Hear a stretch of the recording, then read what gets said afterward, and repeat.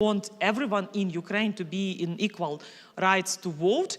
And I think in the history, we've never seen a practical case when country during, even we have the British experience, when they were missing for 10 years elections during the World War II.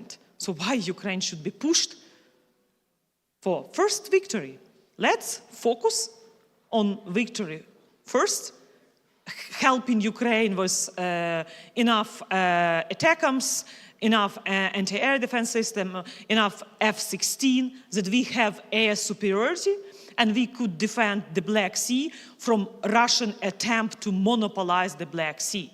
So this is the key, and it's not just in the interest of Ukraine, it's in the interest of Romania, Bulgaria, Turkey, Moldova, Georgia, and not just, because the security of the Black Sea matter for Mediterranean countries and globally. So freedom of navigation and actually victory first. Thank you very much. I think we finished. Time is out. Thank you everyone for your attention.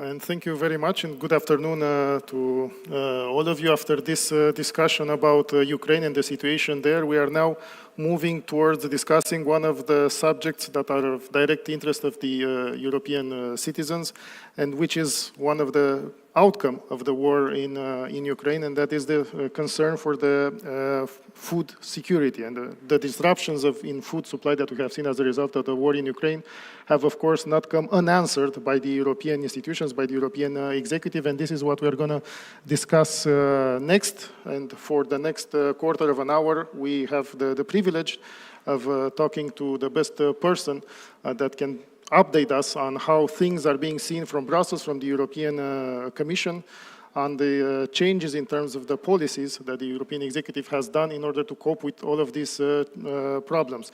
So we have with us online Commissioner for Agriculture, Mr. Janusz Wojciechowski, who is a leading figure, obviously a very long-standing figure in Brussels, having served first as a member of the European Parliament and now as a commissioner. Commissioner, of course, you are very much aware of the concerns that we have here in Central Eastern Europe, not only security concerns, but also concerns about the food supply. And I believe during these 4 years of term as commissioner, you have seen a lot, and you have had to deal with a lot of matters. The policies of the EU have had to be adapted to the current circumstances, and I am aware that there are still a few files pending, and we have the farm to fork strategy still pending. We have the changing of the rules for new genomic techniques and pesticides still pending. Can you please update us on where we stand? Thank you. Thank you very much, ladies and gentlemen. First of all, thank you for the opportunity to speak to you this afternoon. It's my great pleasure. Today's discussion will focus on food security, a topic that is very important and very timely. The consecutive crisis of COVID-19 and the Russian aggression against Ukraine, combined with the growing effects of climate change, have created challenging conditions for farmers and food security in Europe and across the world. The Food and Agriculture Organization, FAO, estimates that about 780 million people across the world faced hunger in 2022. The latest report on the World Food Programme warns that acute food insecurity is likely to increase in 2024. But at this moment, when the need for cooperation is greatest, food is being used as a weapon. This summer, Russia terminated the Black Sea Grain Initiative and has launched attacks on Ukraine's grain storage and export facilities. Clearly, these actions show that Russia continues to weaponize food and undermine global food security. In response, we must come together to ensure that food is not used as a weapon of war, but as an instrument of peace. First and foremost, the European Union and its member states have formulated a joint response to the immediate crisis with a commitment of at least 18 billion in grants for the period 2021-2024. Africa and Middle East, the regions most affected by food insecurity, will receive around half of this support. We are also taking a wider range of actions to strengthen food security in the medium to long term. For example, we are committed to supporting exports from Ukraine, who normally supply around 45 million tons of grain to the global market every year. We need to support all efforts to facilitate exports of Ukraine's grain and other agricultural products to the countries most in need, notably in Africa and Middle East. Following Russia's decision to terminate the Black Sea Grain Initiative, solidarity lanes have become the only roads available for Ukraine's exports and imports. Between May 2022 and September 2023, these alternative routes have allowed Ukraine to export 102 million tons of goods, including 57.8 million tons of agricultural goods, a large portion of which has been grain, oilseeds, and other related products.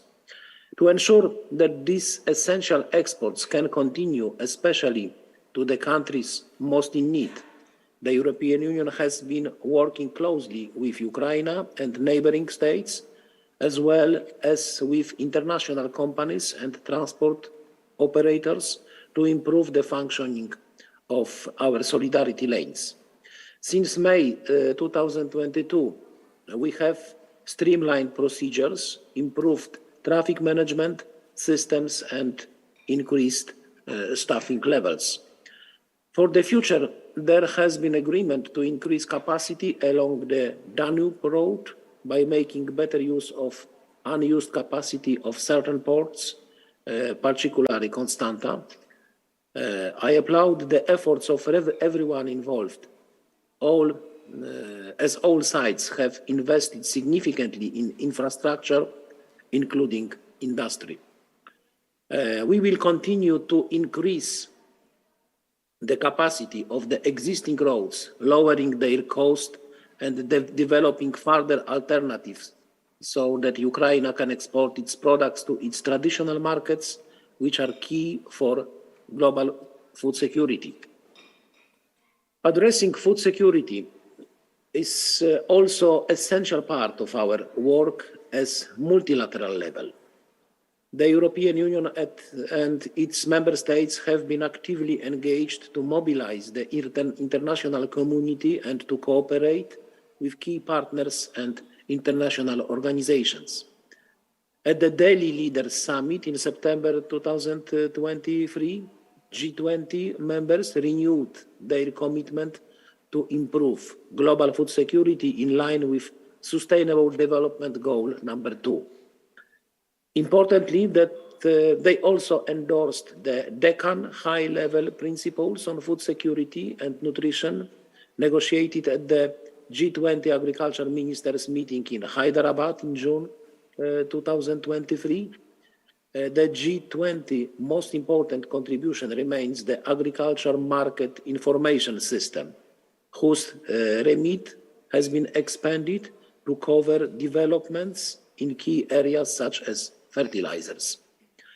G20 members have prioritized the continued funding of the system to ensure better transparency in global food commodity markets and to mitigate the sharp edges of extreme price fluctuations.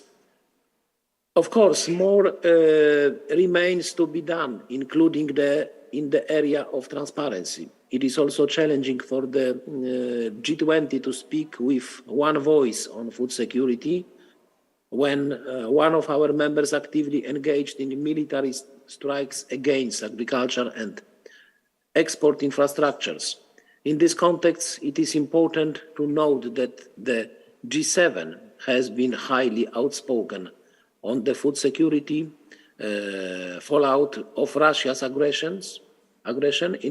Its members continue to be the largest humanitarian donors and aid providers for food insecure areas.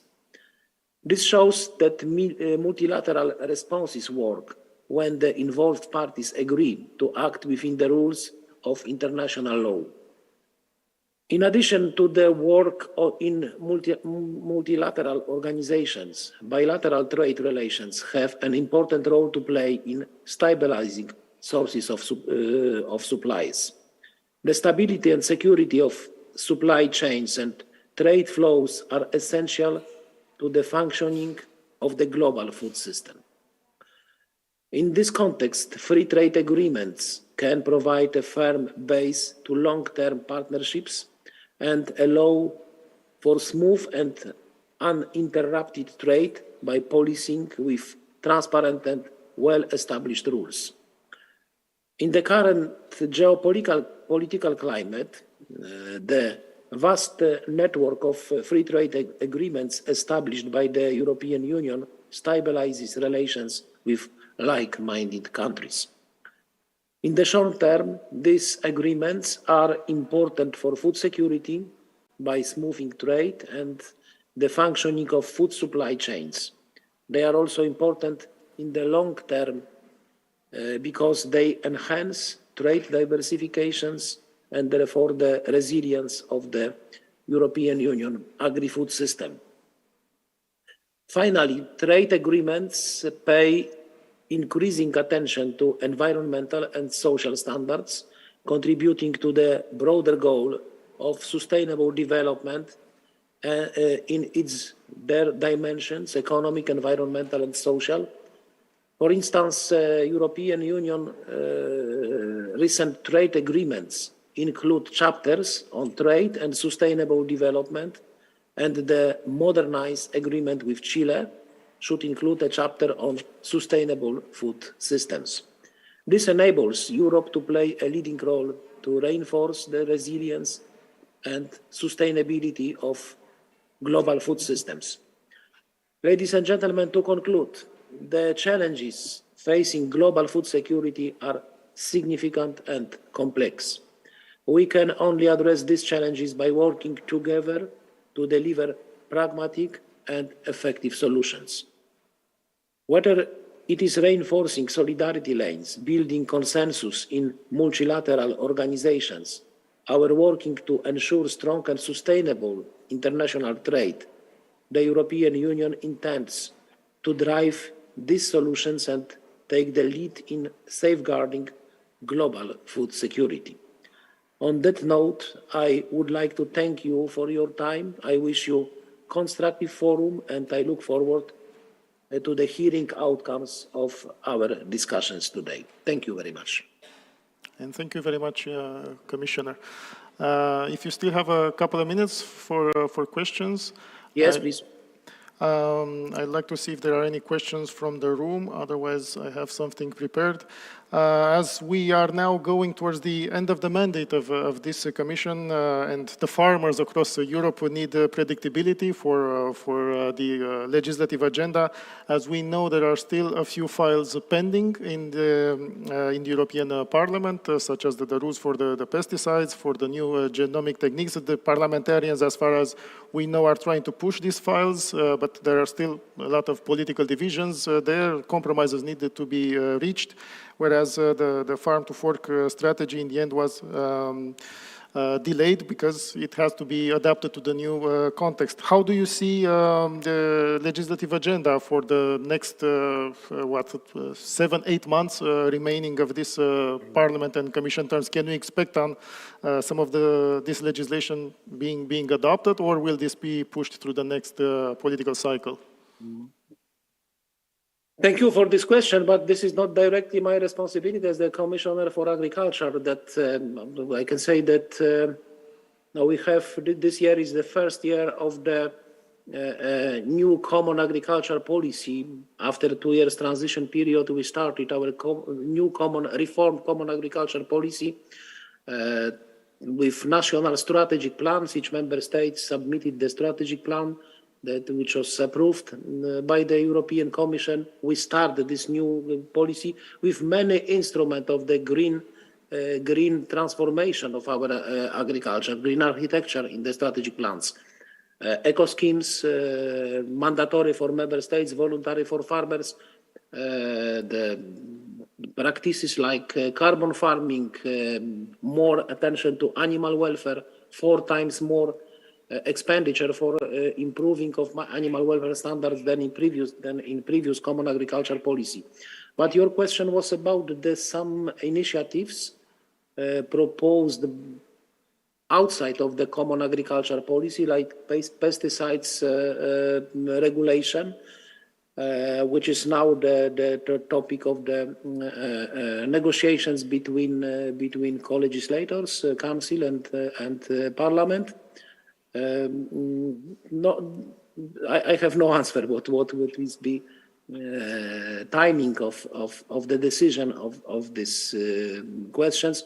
There are some controversial questions like pesticides regulation. The main problem to solve is fair approach to the different starting points in member states, because the level of use of pesticides can be measured by this.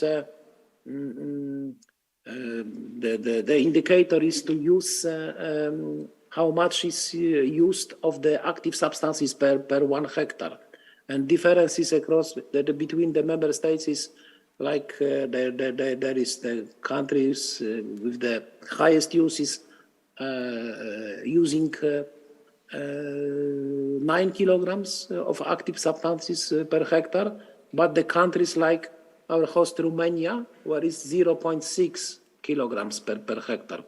And this is the problem, how to find a fair approach, taking into account this different situation across the member states. But as I said, this is the responsibility of other members of the European Commission. This is not a part of the common agriculture policy. Yes, understood.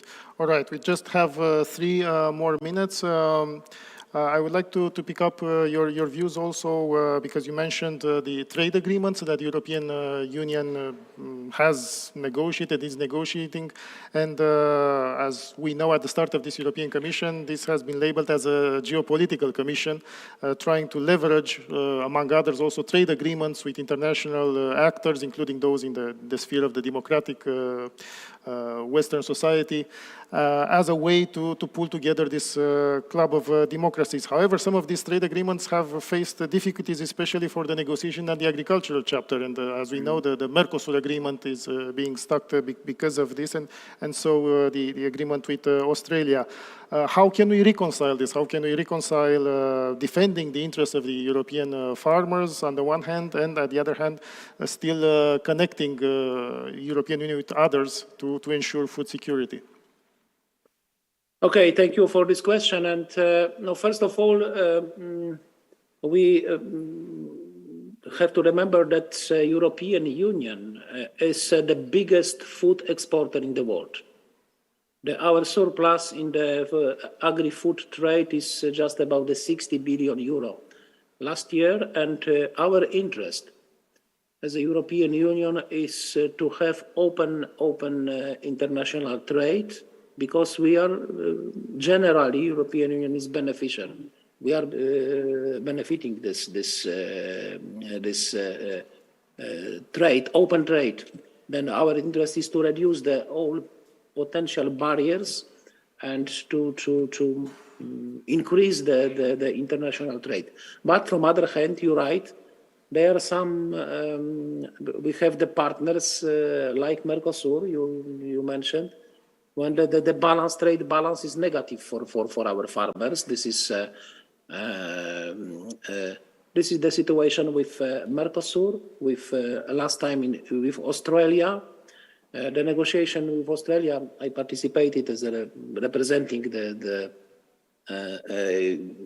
agriculture part of these negotiations, and we decided not to finalize agreement with Australia because of interest of farmers, because of the Australian request was too high. It was not acceptable for taking into account the interest of the European farmers.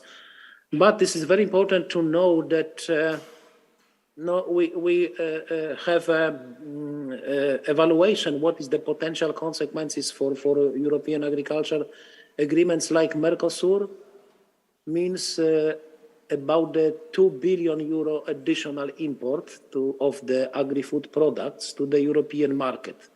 Agreement with Australia is less than 1 billion. And but relations with Ukraine, 2022, the increase of agri-food import from Ukraine to the European Union market, the value of import was increased from 7 billion to 13 billion euro.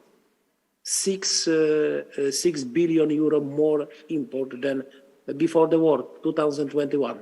Now, first of all, the import of grain, of cereals, oilseeds, but it shows that it was a real shock, especially in the frontline countries, frontline member states, like Romania, like Poland, Slovakia, Hungary, Bulgaria.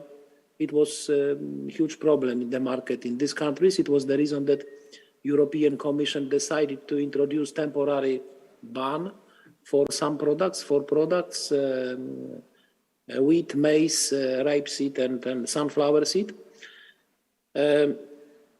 But it's very important that it was not against it was not disruptive for Ukrainian export for transit, because the solidarity lanes, transit via solidarity lanes before this temporary ban 2000, which was introduced 2nd of May 23, it was just about the 3 million tons per month. And during the functioning of this ban, the export via solidarity lanes in transit was just about the 4 million tons.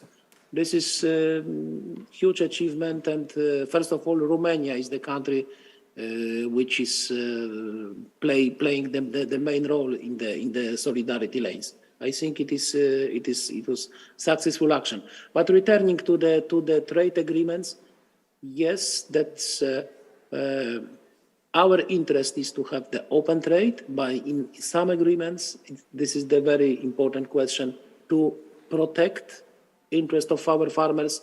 And agreement with last weeks in negotiations with Australia shows that we protect our farmers. We don't leave their interest. We don't pay the interest of farmers for the other interest in the trade. On the other hand, as far as I saw, the relations with Japan and Canada are easier in terms of agricultural cooperation. I've just saw your visit to Japan, and there is the upcoming EU-Canada summit that will deal also with agriculture products. Is it easier in these countries to cooperate? Yes, no. For example, with Japan, we export many times more than we import from Japan. And yes, of course, but about the Japan, I have the experience because we had the promotion mission promoting our food in the Japanese market with representative of the European food industry and representatives of farmers also. But it shows that how important is the quality of our food. We have a very good promotion value of our food, the quality of food, which is very important for our partners, especially in Japan.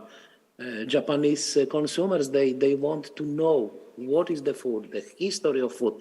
Geographical indication is very good for the promotion, very good system to inform our partners, consumers, what is the history of the products, what is the products which is the part of our heritage, food as a part of heritage, local, regional, and this is very important. We should to continue this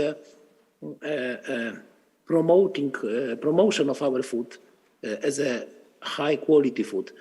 I think the general European Union has no chance in the international global competition in intensive, to producing more and more intensive. Our chance, our success is to produce more and more high quality standard food. This is the chance of European food production, European farmers in the global market. Commissioner, unfortunately, we ran out of time. Thank you very much for your contribution to Bucharest Forum 2023 and for your generosity to share your insights, and good luck for the rest of this mandate, which has certainly not been an uneventful one. And with that, I think we move to the next section. Thank you very much. Thank you. Good afternoon. Ladies and gentlemen, thank you for staying with us for this wonderful second day of the Aspen GMF Bucharest Forum. It's a pleasure to announce we move on to a wonderful topic looking to the foreign policy of Germany especially. The panel title is Zeitenwende in Germany and its impact for a stronger Europe. And it's my pleasure to be introducing on stage Ms. Liliana Popescu, the director of the Diplomatic Institute in Romania, who will be wonderfully moderating the next panel session.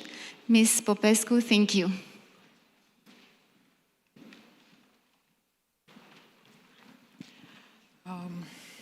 Hello, everybody. I'm very pleased to be here. It's the first time I'm moderating in this framework a panel, and it's not any kind of panel, a special panel. I think that many of the participants were waiting for this discussion.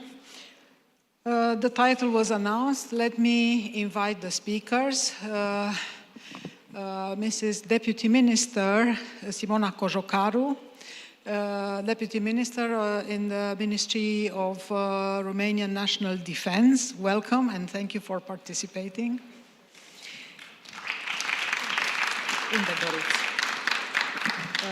His Excellency Dr. Per Gebauer, Ambassador of the Federal Republic of Germany to Romania.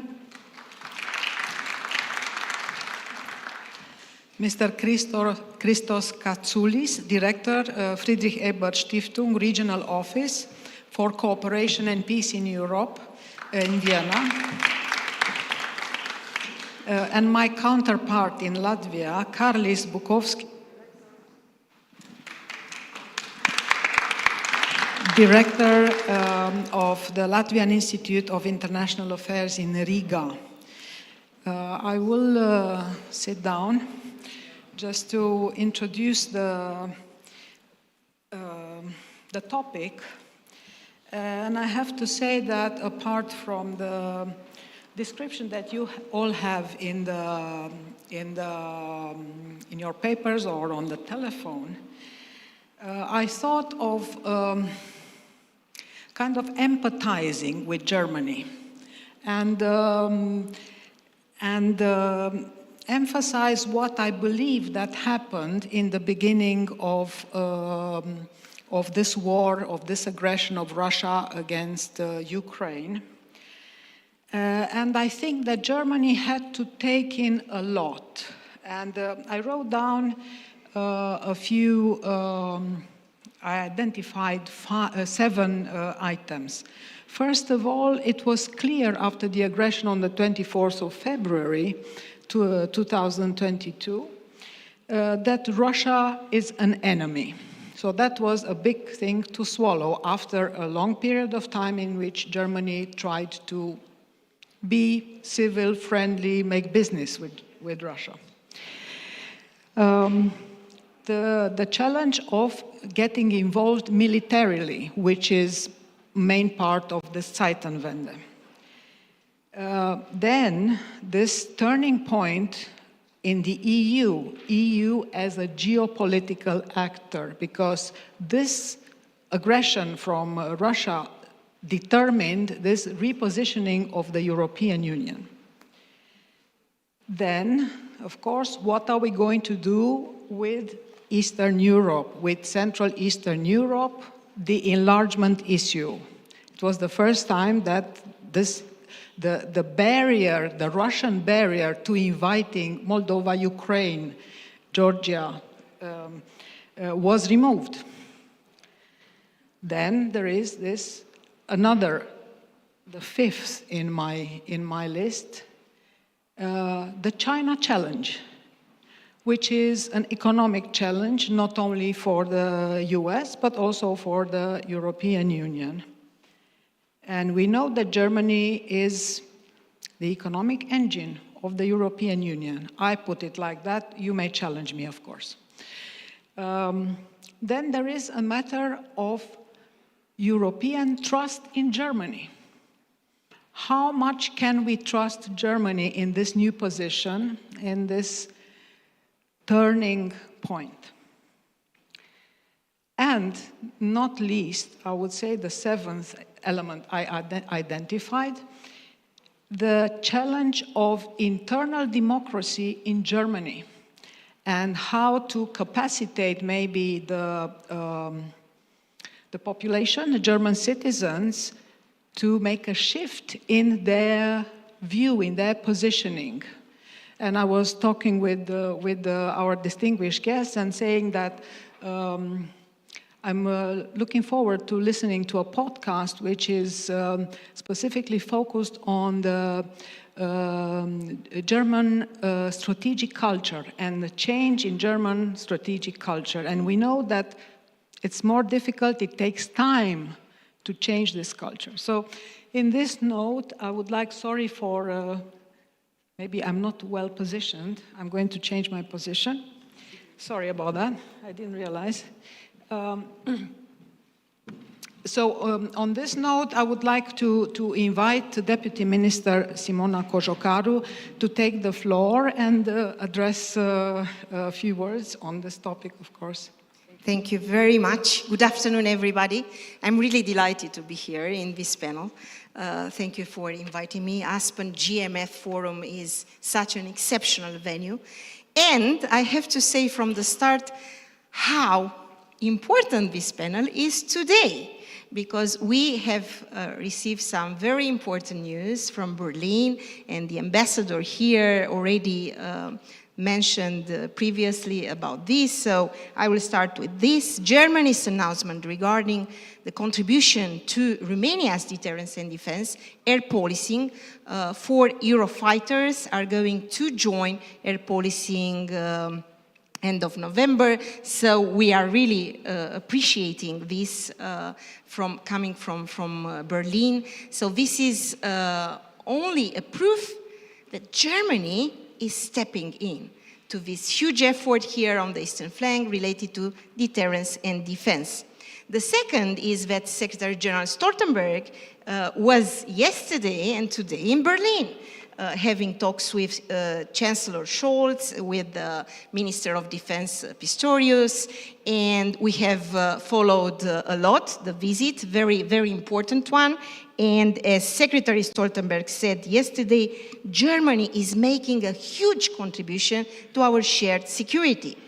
And thirdly, let me say from the beginning that also just yesterday, we saluted the release of German Defense Policy Guidelines 2023. So I'm absolutely happy to be on this stage this Friday afternoon to talk about Zeitenwende and Germany new defense and security policy. So very much important. Zeitenwende is here, Zeitenwende is happening. And this is indeed a dramatic change in the Germany security and defense policy. This is absolutely clear. And I would like also to say that in our view, yes, this is a turning point. And in a famous speech by Chancellor Scholz related to the fact that Europe is our future, he mentioned very clearly, he stated very clearly that the center of gravity is moving eastward in Europe, and that Germany is adopting new roles, such one as the bridge builder. I kept into my mind this expression. It's absolutely very, very relevant today. Germany is a bridge builder in European security, a bridge builder in the transatlantic link, and also in the defense, which is absolutely very, very much important. And I think, ladies and gentlemen, that Zeitenwende is an answer, if you like, an adaptation to the world we are living in today, which, needless to say, is very much complex, very much turbulent. It's a turmoil, and we are facing a new geostrategic context. And I think what is very much important is that Zeitenwende, because we are talking about, as I said, a new approach in German security and defense policies, Zeitenwende has the merit, I think, primarily of separating German approach to international security between what was before and what February. This is absolutely very much important, and even more important, and I'm very much eager to learn from the other distinguished panelists here, I think is the implicit admission that the idea of having Russia as a partner in building European security was a mistake. So this is also very, very important. But as any adaptation process, this is not a one-off event in time. So it takes time. It should be enduring. It should be looking forward to the future. And I think this is not just a correction of previous mistakes. I think this is about an in-depth transformation of Germany's security and defense policies. And by the way, Germany published also very recently, back in June, a national security strategy, which is a premiere, and we have to be very much aware about this. This is a premiere. And I think, if you like, the motto of the leitmotif of the national security strategy of Germany today is that Germany should be, what I said earlier on, a bridge builder. This is absolutely very, very much important. Germany took also a very active approach in relation with partners, with partnership. Look how importantly Germany supported and is supporting Ukraine. Secretary Stoltenberg said yesterday that Germany is, next to US, one of the most important supporters of Ukraine right now in terms of military donations and other equipment. So I think that since we are undergoing the Russian war of aggression in Ukraine, actually, I have to say that all of us, we are having our own Zeitenwende. And I think Germany is leading by example, which is very, very much important. And the massive change in allotting funds for defense budget is only by the proof that Germany, again, is on board, is very much ready to contribute, and is about, to lead by example. And Germany indeed should become a guarantor of European security today, which is also very, very much important. There are still persistent questions in relation with Zeitenwende, but I think we have to listen right now also the other speakers. I have many points in relation with Zeitenwende, ambassador and distinguished panelists. Again, a wonderful, an exceptional day to speak about Germany. It's an amazing coincidence, if you like, this Friday. And I'm over now. Please. I very much like the enthusiasm of Deputy Minister Koshokaru. Thank you very much for the points you made. Indeed, it's very timely. Just, it was a coincidence or not? Let me invite now Ambassador, His Excellency, Dr. Per Gebauer, to address a few points.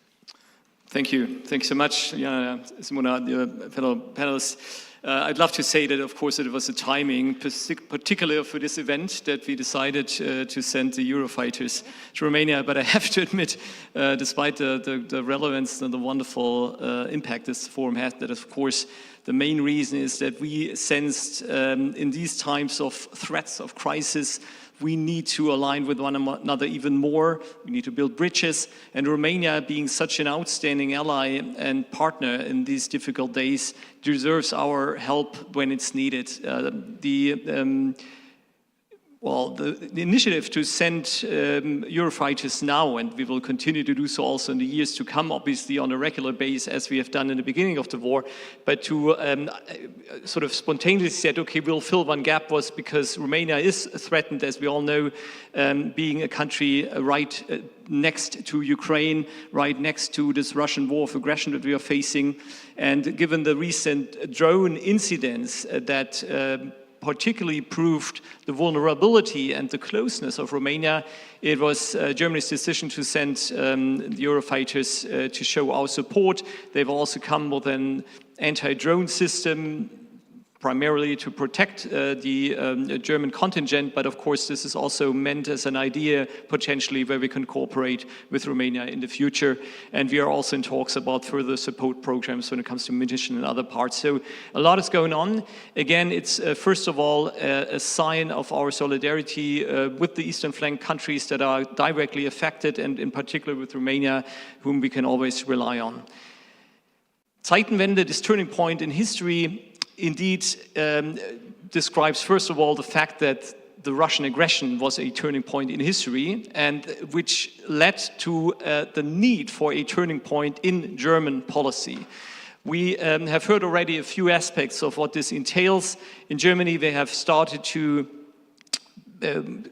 improve our strategy when it comes to the new threats. Liliana, you have rightly referred to it, and you have also referred to the national security strategy, which was adopted in summer, which for the first time brings with it a comprehensive security approach and security term, in a sense that it's not only the military threats we are facing a number of hybrid threats, cyber, when it comes to critical infrastructure. We have seen what's happening in the Baltic Sea, to pipelines, to interconnectors. So the threats are manifold. Fake news is another one. So we also need to shape a security answer which is broader, which also entails a better integrated approach in Germany. So it's not only the Ministry of Defense, obviously, that is dealing with security questions, but all ministries, the federal states, the civil society. So it's an integrated approach, and the same is true when it comes to our international partnerships, where we know security in Germany can only be guaranteed in cooperation, in partnership with our partners and allies in the EU and NATO in particular. So this is, first of all, one element. Of course, a key part of security is, in these days, to be militarily apt to defend against the threats we are all facing. The Russian war of aggression proves this every day, how necessary this is. So one key element, of course, was the first ever pledge to say we'll go to 2% GDP defense spending. Germany has been below 1.5 for many years, so it's a major step. We use for that not only the regular budget, but also, as you've certainly heard, 100 billion special defense fund money. And we will, the Chancellor has just confirmed it yesterday when he met the Secretary General Stoltenberg in Berlin in 2024, for the first time we will fulfill this target. Why not already in 2023? I think there's a simple reason for that. If you want to spend more, you need to have something to spend the money on. If you decide to buy tanks today, you won't have the tank tomorrow and pay it tomorrow. It takes time until it is produced, it's ordered, tendered, ordered, produced. So there's a bit of a time left there. But out of the 100 billion euro special fund, just to give you an idea, out of this 100 billion, 2/3, 66 billion, are already contracted. So we have already signed, by the end of the year, we'll have signed contracts for 2/3 of this special fund. So this shows where we are heading. It's also confirmed by our Chancellor, I'm just quoting it from yesterday, saying this is not a thing for the next 2 or 3 years. It will be there, we'll spend 2% in the next 20 years, basically, in the 20s and 30s of this century, because we know you cannot really become able to defend yourself if you're just looking short term. It has been confirmed by our Minister of Defense yesterday. Germany considers itself to be the backbone of European defense. So these are very strong commitments, I feel, and I'm very optimistic, and I fully trust in the credibility, and that Europe can rely on us, that alliance can rely on us, and Germany will do its part. Apart from these elements within Germany, so to speak, of course, Zeitenwende also means that we are more present, more active in the field of deterrence and defense of our allied territory. The commitment to defend every single inch of our territory is not only valid, it's necessary, and it will be fulfilled. Germany is, as you've rightly pointed out, both of you, now the second largest donor of military aid to Ukraine. I know we have drawn a bit of criticism in the beginning of the war as to Germany not doing enough. I think this has changed from my perspective, also when it comes to the Ukrainians themselves, that are greatly appreciative of the fact that Germany has sent battle tanks, other tanks, armored vehicles, has done a great deal when it comes to air defense, which is crucial for Ukraine. As you know, we have delivered Patriot system, we have delivered I think at least 3 complete Iris-T SLM systems, which are crucial in defending against attacks on critical infrastructure in Ukraine. Many, many other aspects, artillery, logistics. So the full picture, the full board being delivered to Ukraine. We have been very active together with all our EU partners in training the Ukrainian army in the framework of the EU training mission for Ukraine. Apart from that angle, support for Ukraine, we are very much active in the protection of the eastern flank of our NATO territory. You've rightly pointed out our presence in the air policing gives proof to that. We are, I think, the first country that has announced that it will enlarge the battle group. You have a number of battle groups in all the bordering countries at the eastern flank, led by other European nations. We are the framework nation for Lithuania, for the battle group in Lithuania. We are the first European country to say, okay, we promise to beef up the capacity there to a full brigade size. This is a great effort. We're talking about 3,000, 4,000, 5,000 soldiers for a brigade. We're on the way to build up there. Germany is very active when it comes to filling the new regional plans and the new NATO strategy. You know, in Vilnius at the summit, NATO has dramatically shifted its approach given the new threats. And of course, has adopted new plans how to defend itself against a potential attack.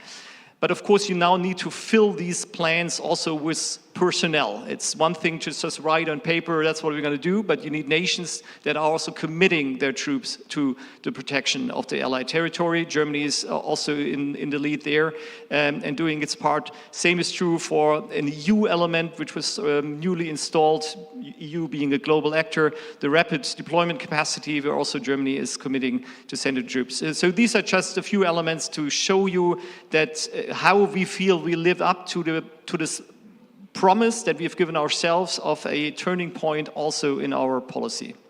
I'll leave it with that, and I'm happy to engage further on the various points. Thank you.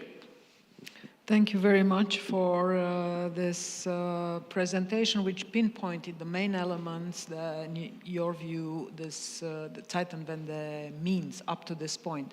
Let me pass on the floor to Mr. Christos Katsioulis, the Regional Director of Friedrich Ebert Stiftung in Vienna. Thank you very much, and thanks for the invitation. I'll start pouring a bit of water in the very sweet wine we heard until now by explaining a little bit the challenges that are a part of this Zeitenwende as well. Because what the ambassador just described with so many very vivid and clear examples is an element of a strategy of Germany to rebuild trust and rebuild credibility. You mentioned that credibility was an issue at the very beginning of the war, and we all remember after the Russian unprovoked attack on Ukraine, too little, too late, and an uncertainty if the German government will really come and fulfill what it has promised in this speech of Olaf Scholz. And there are reasons for that. One reason is when you hear about German mobility, you think of something that the ambassador and I know both from the region we come from, very fast cars, Porsche and Mercedes. German politics is nothing like that. German politics is like a freight ship. If you want to turn it, it takes a lot of time and a lot of effort. So what we see is really a changing here. And the changing goes into the party system. We are working closely with the party of the Social Democrats and the Chancellor. And you might have heard that there were people inside the party a bit critical on this Zeitenwende, on the new focus on military in Germany. And that has changed. We've seen it inside the parliamentary group. People start perceiving Russia clearly as a threat. They start agreeing to 2% of the GDP for the defense budget. All these measures were unthinkable before. And the quotes of Olaf Scholz that the minister and the ambassador made came from the so-called Bundeswehrtagung, which is a conference of the German Bundeswehr. And I think Olaf Scholz is the first chancellor for 15 years who visited this conference and talked there. This is a change. And to quote something from the new defense guidelines that were published yesterday, there's a word in there most Germans would have cringed if they read it 2 years ago, kriegstüchtig, which means you're able for war. And the Bundeswehr was never thought of as an army to fight. It was an army to be there, so we would never have any war. So this is a change taking place. And to add a third element here, the population is also changing. The perceptions, and we have made polls before the war and after the start of the war, are clearly changing. Russia is now perceived as a threat. That wasn't the case before. The defense budget is perceived as being necessary. The support of Ukraine is supported by more than 60% of the German population, but it still takes time. And it will take even more time in 2026, 2027, when these 100 billion of the Special Defense Fund will not be available anymore, because that means that we will spend 25 to 30 billion euros per year more on defense. And we don't know at the moment where this money will come from. It might come from the social budget. So the German population until now has felt some of the repercussions of the war, but not many of them, and not very hard ones. And when we have the discussion, will we spend on defense, will we spend on social affairs, then it will be the litmus test for this Zeitenwende. So it's very early stages. We have seen a lot of movement. We see that German credibility is building up again, that partners perceive us more and more as a part, an integral part of European security. But the ambassador also mentioned the backbone of European security, and I'll end with that because I'm very interested if Carlis perceives it as that. Would our partners, especially in the Baltics, in Poland, here in Romania, agree that this is a backbone they can rely on? I think we have still a little work to do so that they answer this enthusiastically and emphatically with a yes. Thank you very much. Thank you very much for nuancing and showing some hidden aspects that maybe we are not thinking of, coming from the German society, from the army, and so on and so forth. Let me now give the floor to Karlis Bukovskis, my homologue from Latvia, please. Thank you. Thank you. It's an honor to be here. And if Christos added water, I'm going to add a lemon maybe to this, but not in order to cause any diplomatic strife or anything like this. From the Baltic perspective, as I was asked to comment on the Baltic perspective on the German Zeitenwende, then the short answer would be that if you want peace, prepare for war. But why at snail's pace? And that has been the issue after the announcement of the Zeitenwende last year, 3 days after the Russian accelerated attack on Ukraine, full-scale attack on Ukraine. And then we have moments of prolonged periods of inactivity, of discussions, which of course some people in the Baltic states, including on the highest political level, were not understanding fully what's going on, why is it happening. In this situation, Zeitenwende was absolutely welcomed in the Baltic states, because in this case it showed that there's a clear understanding in Germany finally as well who and what Russia is. So in this case that was of course very important. But then came the disappointment with the Leopards and deliveries of the weapons and discussions, domestic discussions in Germany, because in the Baltic states for us this was an immediate necessity. That we saw it just exactly like the Ukrainians. This is an immediate necessity. They need weapons. Yes, they need weapons. We were supplying our weapons at one point, basically emptying all of our, well, not that big, but still existing military capacities. And then came the new hope this year, of course, with the announcement of the brigade, increase from a battalion to a brigade scale of participation of Germans in the forward presence group in Lithuania. And that, of course, has to be implemented in 2026, well, finished until 2028. And that's a new hope. This is actually the question which has been constantly there. One thing is announcing Zeitenwende, the other thing is that where are the boots on the ground? That literally has been the phrase which has been used. It's a historical change not only for Germany, it's also a historical change for in the mindset also for the Baltic countries, right? It goes both ways. And so it has been somewhat this emotional roller coaster, if I may say. And the idea is, of course, that in modern history, if you look at the Baltic attitudes towards Germany, or Germany's attitudes towards the Baltic states, then it hasn't been always, as clear and one-sided and unanimous as we are used to think and look, for instance, at the United States of America.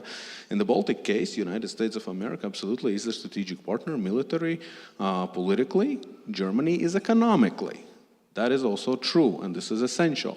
But for Germany to take the place of the United States, it's not necessarily on our primarily agenda. We have to see first and how the situation is developing. Because the reason is very simple, because if you look back at the different chancellors, then Kohl was rather ambiguous, but pro-Baltic.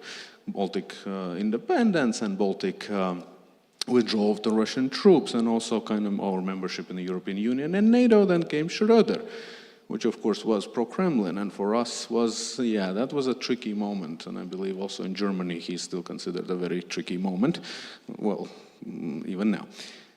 And then came Merkel with vague but generally pro-Baltic approach, in spite of the fact that there were always this deals with Russia and trying to understand Russia, and there were complications in the form of Nord Stream, for instance, which we always saw as a problematic moment, but Germany kept pushing until basically Scholz abolished this. And Scholz's position now currently aligns with the Baltic position, aligns with the US position largely, but because of this history, and also because of, well, very unfortunate history between Russia and Germany in history in general, in older history, well, there is this small devil sitting and whispering that, good, Germans are with us, but 100%? Can we rely on that? Can we trust that? 95%? Yes, absolutely. But those 5%, this grain of small distrust because of this indecisiveness and mixed signals that have been coming out, of course, is causing this natural sentiment of, yes, Germans are with us. Yes. Yes, that's basically, I'm trying to emotionally show you how this general understanding is. And to finalize, Minister Pistorius has been literally rallying German population, right? If in this case, if you want to avoid war, you have to start preparing for war. And this, of course, goes along with our understanding how Russia should be treated unfortunately, at this moment in history, because this is the Kremlin's policies. These are the policies that they have chosen, violent and which lead to a modern foreign and security policy, and violence that is pushing them and marginalizing them in international community and in world's history as well. But in this case, that's the most important element in this case. And to finish this, I'm going to finish with a Russian saying, which I'm kind of translating this, is that the one who safeguards himself is also safeguarded by God. That's a Russian saying. And I think to a large extent, this is a mentality that exists in the Baltic states very strongly nowadays. And I think it should also still be increased in case of Germany. This is somewhat, should be the underlying idea of the Zeitenwende. Thank you. Thank you very much for your view, which is kind of at the end of a continuum. I started with empathy, and then it went into a little bit of distrust there. So let me first of all, we have a participant who would like to ask a question coming from London, from King's College. The ambassador for his characteristically polished, comprehensive presentation. But can I follow this theme of sympathetic skepticism? If the rest of Europe is somewhat questioning whether it is possible to believe in Germany now as the backbone of European deterrence, what would be the checklist of tests for this? Why, for example, was the Eurofighter not delivered earlier? Why does Germany not agree, as I understand it, to provide Taurus long-range missiles? And why has the word Schulzing, which is connected with my own name, so I'm quite interested, become, as I understand it in German, a synonym for equivocation and delay? Thank you. I think when it comes to the mistrust that we've sort of heard, this 5% of can we really rely on Germany, or the terms you refer to, I think one element, allow me to say, I think Germany being the biggest country in the EU and the economically strongest country will always be eyed a bit differently than other countries. I think a lot of countries, many countries have done much less, but nobody would really take this up with them, right? So Germany being always eyed particularly close has a lot of responsibility. We want to live up to that. So whatever I say, whatever we say, will obviously not do away with whatever mistrust or skepticism might still be there. It's the deeds that in the end will show how reliable Germany is. I'm very optimistic that we will show that we are reliable and trustworthy. Christos has rightly phrased that German politics might be not a speedboat, but more a freight tanker, sort of taking a long time to shift. But once it's on track, that's the other part of a tanker, it just will continuously to go that direction. So I believe the question, the litmus test will be sort of later on. If we meet again in 5 years, we can then again talk whether Germany has lived up to its reputation. But again, I feel that we have at least the feeling that there has been a continuous shift in perception of Germany from the beginning of the war, where Germany was indeed slow in building up its military capacity, to where we are right now. The most relevant feedback we get from our perspective is the one from our Ukrainian partners and friends, because they are the ones fighting the war. So there has been a dramatic or very significant shift in skepticism and not being happy with Germany, to Germany now being acknowledged as a key partner and supporter. So this is always, something where we feel, okay, I think we're on a good track. There are many aspects one has to consider when taking a political decision about war and peace. And I think this is in particularly true for Germany, having the brutal and bloody history. Germany has sort of spread war for the number of times. So I think it's, first of all, a positive note that Germany, after the Second World War, has decided to never again, and to let's always be very, very hesitant when it comes to being militarily active. Let's concentrate on the economy. Let's concentrate on humanitarian aid, development aid. So now, of course, there has been a shift, and there must have been a shift because of the situation that we are facing. But this might be a bit of an explanation why we are not always at the forefront of saying, let's go in and let's do this or that.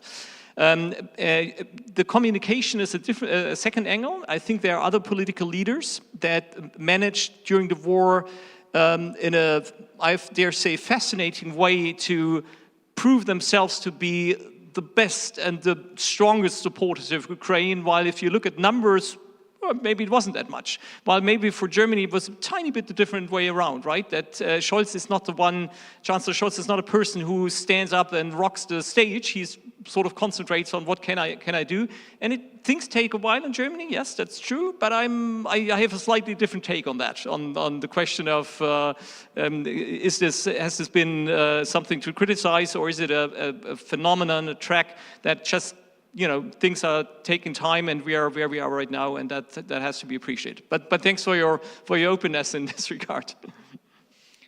Thank you very much, Ambassador. So we need to look at deeds, not at words. And this is a big contrast between Germany and our eastern neighbors, Russia, who are playing with words and playing with minds and playing with ideas and with disinformation, so on and so forth. So accent on deeds is really refreshing in an environment full of words and other deceiving things. So we have another distinguished participant who would like to ask a question, please. Good evening, distinguished panelists. It is obvious that Germany is becoming again one of the most important security actors in the world. Is the second military provider for Ukraine after the United States of America. Is the number one from Europe, long before United Kingdom. Historically speaking, Germany was always interested in its eastern vicinity. We all maybe know what is Ostopolitik. Additionally, I noticed that Germany increased military exports to Israel. The figures are 10 times greater than the ones from 2022. And I think we both agreed yesterday, Mr. Ambassador, when we talked about Elie Wiesel's study tour, that Europe must support Israel in their fight against Hamas, because terrorism and that anti-Semitism are like cancer. Now I want to come back to the wider Black Sea region, and I will address you the question. Ukraine has 7 neighbors. 2 of them are hostile, Russia and Belarus. One of them, Hungary, is somewhere between hostile and neutral. And I think Slovakia entered in the same boat. Because we saw Prime Minister Fico stopped the military aid for Ukraine. Now there are 3 more neighbors, Poland, which regionally speaking is as important for Ukraine as is the United States in the international context. After we have Moldova and Romania. Both Moldova and Romania have a presidential election in 2024. Romania has also a legislative election. US has a presidential election in 2024. If I'm looking on the figures in the German politics, I see Alternative für Deutschland becoming the second strongest party in Germany. I don't know if it is right or not. They are somewhere at 20%. Compared to a population of 80 million people, 20% is like 16 million, almost the whole population of Romania, which is terrifying. And I want to ask you, what do you think is the worst case scenario for 2024? Let me jump in just to save a little bit, Ambassador here. I said that I'm on the positive side of the story this afternoon, and I'd like you had actually a lot of questions included in one question. So you mentioned also the role of the Germany in relation with an extended Black Sea region, in relation with Ukraine and others, and I will refer to this primarily. So I will let the hard part for you, Ambassador, sorry.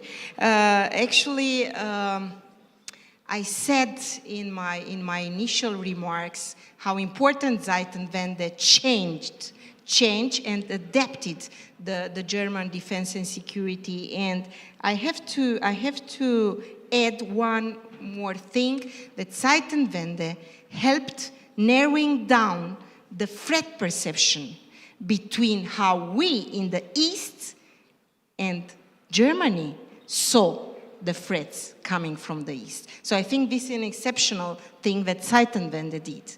Moreover, Zeitenwende acknowledged very clearly that the threat of the conventional war in Europe is very much real. So again, comparing Germany 2 years ago, 3 years ago, 5 years ago, I don't know, and taking Germany today, this is a huge, we have to see, we have to acknowledge a huge difference. And I said that there are still persistent questions. 2%. 2% for defense is exceptional. But you know that I will play, you know,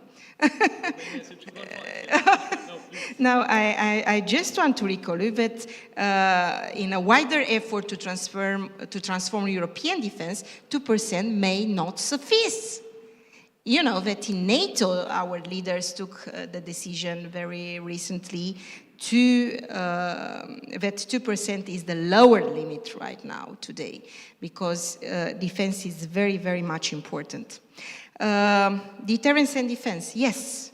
The contribution in Lithuania, the contribution in Slovakia to the Belter Group, the contribution to the air policing in Romania, impressing changes, but I still think these are not equaling German potential. So there are a lot of things to do. And the Black Sea, coming back to the Black Sea, because, you know, I cannot but to refer to the Black Sea. Romania would like to see a more ambitious language in the fundamental documents that I have referred to in Berlin to the Black Sea. And we believe that in assuming this special responsibility for European security, Germany cannot omit, cannot neglect, cannot be focused more on the security situation in the Black Sea, generally speaking. And you mentioned a couple of times here the importance of finally equipping Bundeswehr appropriately. And the issue with the defense budget, yes, we are talking about an important amount of funds, but again, 2% may not suffice for the potential that Germany has. In relation with Ukraine, I cannot but to say once more, and you said yourself, how important Germany's commitment towards Ukraine is. It's absolutely fabulous. And I would like to say 1 minute more how important Germany is, because I said I'm very positive this afternoon, advocating Germany's role, how important Germany's role is in different initiatives in defense and security. You have mentioned European rapid deployment capacity. I will mention European Sky Shield. I will mention framework nation concept, and I could continue. So I think we are on a good track. But we would like to see more German commitment towards the eastern flank, towards the Black Sea, and of course, towards Ukraine. Thank you, Deputy Minister. Let me just address an answer to the final question of our participant. It's impossible for an ambassador to make comments about the about domestic affairs and about elections. So, in a sense, I think that Deputy Minister kind of diplomatically intervene, not only to answer to His Excellency, but also to answer to you. But now I made it explicit. So let me say that we have about 10 minutes left. That clock is a little bit misleading. And I just wanted, I will give you the floor just to say that we focused very much on Germany and of what this means as such, this Zeitenwende, this turning point. But I think we should also answer the question, what will this mean for the European Union? And because Deputy Minister approached the issue of the Black Sea, we have to see that as long as we have the candidacy of Ukraine with the and Moldova with the prospect of beginning negotiations with the new status of candidacy, of course, to be finally approved in the Council. Now the Black Sea is becoming a European Union issue. So we need to think about that. And if you want to comment later on, but then let me give the floor to Mr. Katsioulis. Thank you very much, Liliana. A very short answer to the worst case scenario is a Donald Trump victory. And on the AfD, let me be clear on that. I think the AfD is, in European terms, nothing specific. We all have our populist parties. And it's a sign for the challenges Germany is facing at the moment. We had kind of cushioned the German population from most of the crises in the past years. And right now, it's a test of resilience. And we will have a part of the society, 20%, 15%, 25%, we will see in the coming elections, that will vote for populists offering them easy solutions. We're going back to the past, having the old Russian-German relations, so on and so forth. But there's no majority for that. So we will see the resilience of Germany tested, and we will also see the rest of the resilience in Europe tested in the elections next year. And we need to make the case for the changes that we're doing right now. And that is Scholz doing, and I disagree fundamentally with the Scholzing point, because Timothy Garton Ash invented that word. We don't use it in Germany. But the point is, if you want to take Germans on board, you don't make rash decisions. And that's why he proceeds so very slowly from an outside point of view. Thank you. Thank you. Karlis Bukowski. Yes. Also, very shortly on the question, worst case scenario for 2024, omitting all the violence and everything else that could be the worst case scenarios, and speaking only about the elections. Donald Trump, of course, yes, but kind of history shows that Trump won, Trump period one. We saw the checks and balances in the U.S. being in place, so I'm kind of hoping that then, in case of that, then also the checks and balances is going to work for the second term, if he gets elected. But I think there one more election which was forgotten, and I think that would cause an absolute chaos if Russia suddenly meddles in European Parliament elections. It hasn't been doing so far, somewhat symbolizing that European Parliament is not seen as that important. But actually, European Parliament is pretty much important. If we look at the co-decision-making procedures, with 80% of the decision made there, with the declarations on foreign policy, with the support or this and that policy, and also because of the Spitzenkandidaten. So it's actually one of those things which I think we haven't been fully thinking through, that elections and governments established, uneasy governments established in the European Union countries or in partner countries, we tend to learn how to live with that. But it would be quite a surprising moment if we suddenly would have a European Parliament which is suddenly anti-Ukrainian or anti-European or somewhat very, very different what it is now, because that would have a downward spiral in my mind quite a lot. Thank you. Thank you very much for pointing this out. So let me offer the floor to Ambassador Gebauer to make comments about what was said so far, and particularly on Germany-EU, if you can comment. Yes. Zeitenwende in the European Zeitenwende Union. in the EU, I think one element of this Zeitenwende of what we see as a new Russian threat, of course, is the better understanding to close the ranks, meaning enlargement. I think this has been seen, Germany has been supportive of enlargement in general anyhow, but I think overall in the European Union it's a much stronger support to fill the gaps that is the Western Balkans and as well as the Eastern Partnership countries, the association trio. So in that sense, we have taken important steps, but at the same time, and that's just one aspect I want to highlight this point, we have come to a better understanding in the EU in general. I think that just enlarging will not do the trick. It might just weaken the EU. So we must make ourselves stronger in our decision-making procedures, in our internal structures, and there are a number of debates going on right now, which is very important because we have to be ready. Just enlarging will not help us any. It will do damage if we are not able to adapt our way of moving ahead in the EU. A number of great ideas on the table. I think this is where we need to work together in the EU as well. But just that maybe on the EU point, given the limited time, I'll pass the floor back. And Well, thank you very much for your comments. I will kind of make reference a little bit, just 2 minutes, to what was said today about the importance of Germany, of the European Union, and of us allies, NATO allies, not only to focus laser-wise, but kind of looking a little bit looking at the bigger picture. And from this viewpoint, I think that leadership is needed in European Union. Leadership is needed to coordinate enlargement not only eastwards, but also to the Balkans. And that might be as big a challenge as eastwards.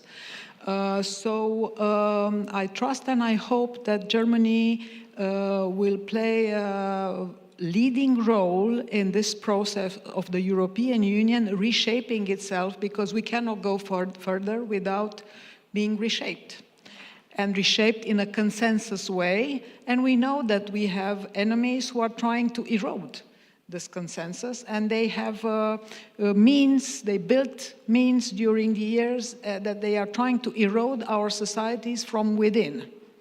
So I hope and I trust. Please. Maybe if I can quickly take up what you said for a bit of a general remark. Again, I think it's natural for Germany, being the biggest EU country, to have to raise the most expectations, and it is right, and we want to live up to them. But we won't be successful unless we all work together. What I see in the recent years, I dare say, is a tendency of a number of EU partners and or allies to sort of tend to block things, because of course if you have the need for an unanimous vote, you can always raise your hand. Countries often make use of these veto possibilities for very bilateral or national reasons. And it's a very effective tool. It seems to be a very effective tool because you annoy everybody else, and if you can't move ahead, you will always get something out of it. This is the recipe for destruction of all alliances and unions.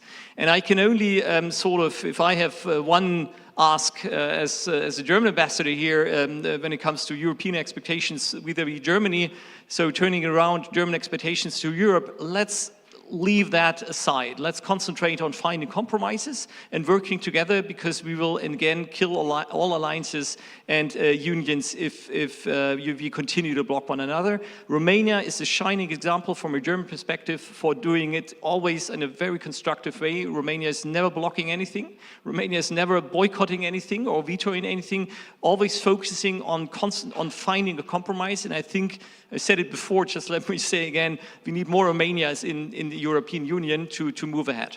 So thanks for Thank you that. very much. 10 seconds. 10 seconds. I think it's important, Germany, to mobilize, if you like, the other member states to join important initiatives in defense and security. And I see Germany together with France as the engines of the EU traveling towards more convergence, towards more integration in security and defense, because there are a lot of fields in which we need an European common answer. And you know what I'm talking about: cyber, space, military mobility, and so on. And by the way, we had in Berlin the NATO Cyber First Annual Conference. So thank you very much for your intervention. Please, let's give a round of applause to this exceptional panel. Thank you.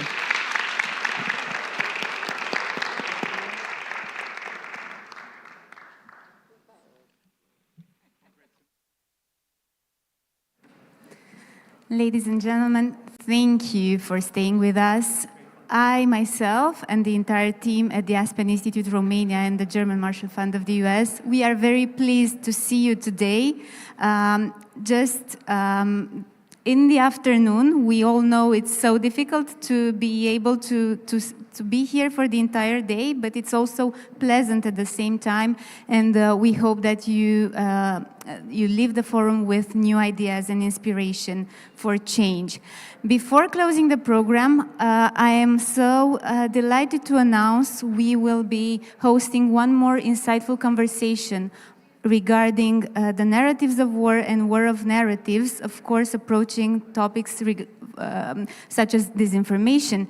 And for this, I'm pleased to invite on stage Ms. Dana Deac, senior TV journalist in Romania, who will be leading this conversation and who will be talking also to some wonderful panelists abroad.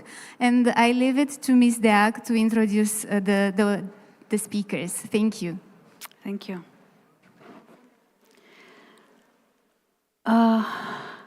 This is working. Thank you, Mirela. I would like to invite you to participate in our panel. I see friends here. Hello. Thank you. Hello. So we dedicate this panel to a subject as old as the world. And unfortunately, it is current and it does not have an end in near future. Today we are talking about narratives of war, war of narratives. I have the unique pleasure of introducing you to our esteemed panelists who will be sharing their experiences, their perspectives on the subject. Joining us remotely is Volodymyr Yermolenko, a philosopher, journalist, and senior lecturer at the National University of Kyiv Mohyla Academy. Thank you, Volodymyr. We are honored to have his valuable insights. And now I would like to invite on the stage with me Alexander Iskandarian. He's a political scientist and the director of the Caucasus Institute. To join me on the stage, Alexander brings comprehensive political experience in the Caucasus region and beyond, adding a crucial, please sit down, perspective to our discussion. I invite now Radu Husu, a war correspondent, volunteer, and philanthropist from Romania. Radu was awarded the Medal of Merit on behalf of the Ukrainian people by President Volodymyr Zelensky. Please sit down, Radu. Thank you. We are grateful that you are here with us. Radu returned yesterday from Ukraine, and I am very happy to have him with us today. And now we are waiting to connect with Clarissa Ward, and maybe it will be a miracle during our conversation, and we'll see Clarissa also. So,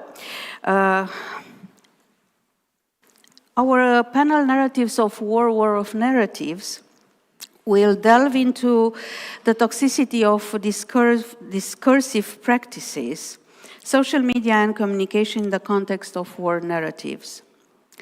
We will explore several thought-provoking topics and questions such as who emerges victorious in the war of narratives, how we can challenge the toxic nature of narratives, and how our narratives can be weaponized. The panel aims to bring together scholars, researchers, political philosophers, war correspondents, and civil society representatives to address these significant questions and bridge the gap between academia and the narrators of armed conflicts. I would like to begin asking Volodymyr Yermolenko to explore with us a question that I have, and I'm sure that you have also. How we can address the toxicity of narratives, particularly considering the ongoing war in Ukraine. Please, Volodymyr. Thank you, Dana. Thank you, colleagues. It's a pleasure to be with you, to talk to you. Unfortunately, not physically present, but at least online. And look, I do think that the title of the panel is very, very interesting and very correct, because in the past years, I had the impression that all the discussion about in the Western world, all the discussion about the information space was reduced to the discussion about fake news and disinformation. And I was always struggling with this, saying that, look, the goal of the propaganda, the goal of the information warfare is not to deceive, but to destroy. And to destroy the people, to destroy identities, to destroy faith, to destroy trust. And I do think this is an important factor, because when you analyze, for example, the Russian propaganda with regard to both Ukraine and also European Union or wider world, you will see the recurrent pattern, and this pattern is an attempt to demoralize and to see distrust between citizens and other citizens, between citizens and governments, between civil society and authorities, etc., etc. And these tactics, of course, it implies disinformation. Of course, it implies fake news. So, of course, it implies lies. But it also implies the parts of the reality. It also implies partial truth. And the key thing about the information warfare is not that it is either pure lies or not pure lies. It's about the mixture, how you put, how you combine certain elements where there are true elements or false elements into precisely a narrative, a story. And the key thing about all this, I think, is to destroy the enemy mentally, or destroy the trust towards somebody that you consider an enemy from the other people. And if you look at the way how Russia was actually preparing this, both the war that they started in 2014 and the big-scale invasion which started in 2022, it was preceded by a very long narratives, very long storytelling, very long propaganda, in which the key goal was to dehumanize Ukrainians, to say that either they do not exist as a nation or they do not have the right to exist because they are Nazis, because they are killers, because they don't have any political history or whatever else. And I think this is a very important moment, very important element, because before you start killing people physically, you start killing people mentally.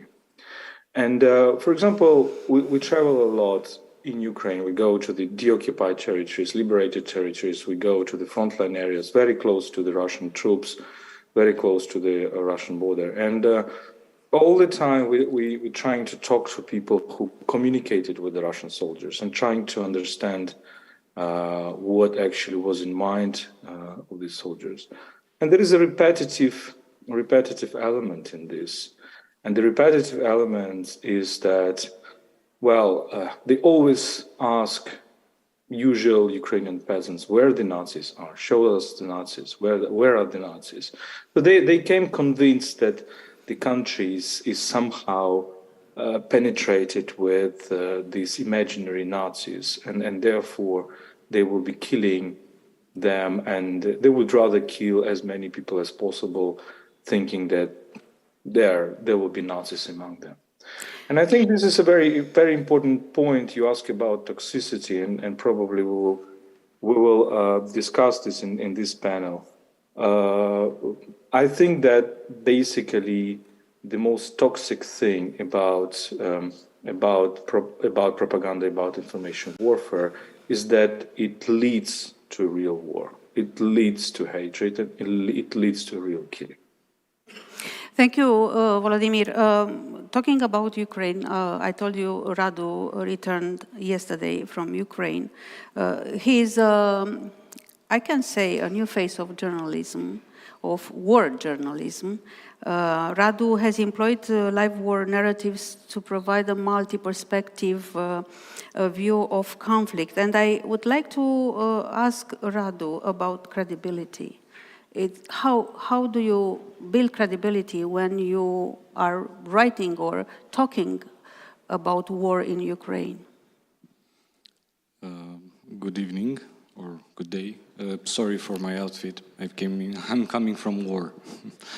Those were the only outfits that I have out there. So the problem, the question is, how do you manage to create credibility in these new... In writing war narratives. In war narratives, when you have new media, where I express my my narratives of war, of Ukrainian-Russian war. So you build trust by looking at the facts. That means you have to inform yourself from from both sides.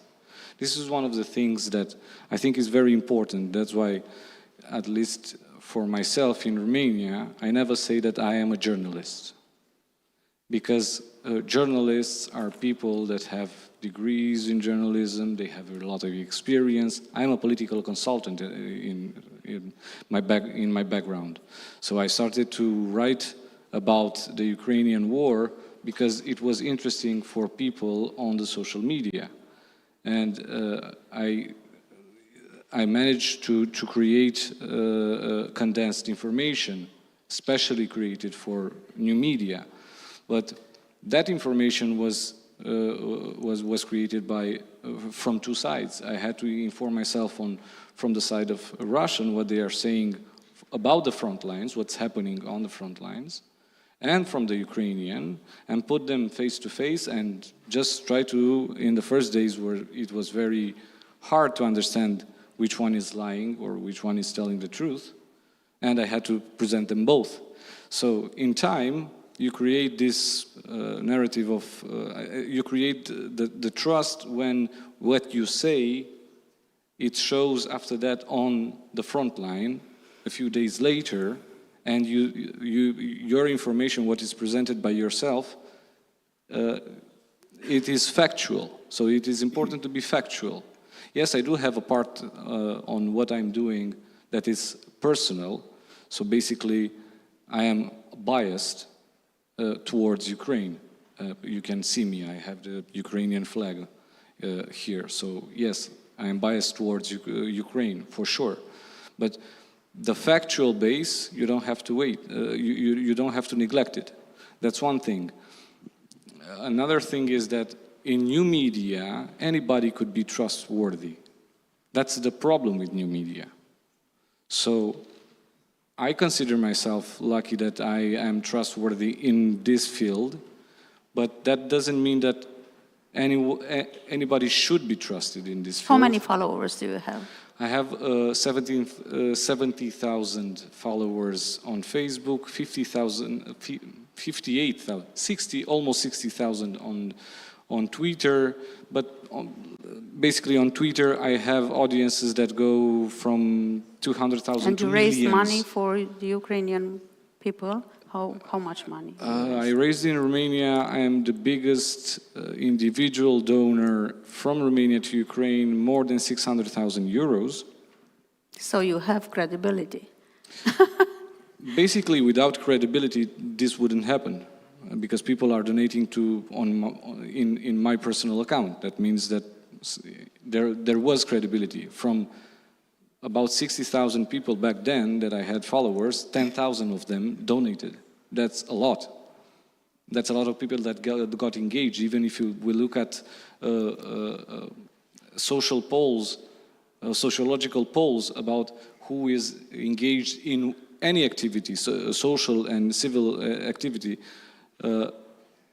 I have a higher rate of engagement on my Facebook page and on my Twitter account. That means that, yeah, I gathered some credibility, but that's because of the facts. You have to bring up the facts. Only war narratives that you would like to impress your audience with, that won't last. We will come back to this fact-checking. I would like to ask Alexander Iskandarian, because he's with us today, not only as a political scientist. How many wars do you have in your boots, Alexander? Is it on? A lot. From Philippines to Bosnia. I've been in maybe all post-Soviet wars. I mean, Tajikistan, Chechnya, Karabakh War, Abkhazia, Ossetia, Transnistria, by the way, and some post-communist as well. I've been in Bosnia. Do you? I don't know how to say. Do you see any difference between narratives, war narratives, now and then? Absolutely, yeah. What kind of differences? Generally, I think that the problem is much more wider than just propaganda, just classical propaganda. Given the time pressures, maybe I just propose a few talking points relevant to the topic. My first point is that we no longer understand the main parameters of global politics. Mm-hmm. The world order, as we know, is disintegrating at such breakneck speed that turbulence has become the norm. Turbulence is the norm now. In the torrent of events, it's hard to see the overall picture. As one tries to keep track of the information flow, one hardly has time to focus on the meaning of the ongoing changes. Meanwhile, for example, the Near East, Russia, post-Soviet world, and even the international community have become entirely new entities in the last 5 years, 10 years. Accordingly, my second talking point is that the modern information wars are no longer, it's a kind of answer to your question, directed at real targets, but at mythical one, I would say. In classic setting, the information wars that accompany the real-life wars and conflict targets particular actors and groups that are perceived as hostile, or as allies, or as potential mediators, and so on. At the moment, no one understands what the actors of the New World Order really are. So there is no clarity about their loyalty, their interest, or their red lines. That means that the information wars are waged against no one and is a result more or less against everyone. That's an answer to another question who you asked.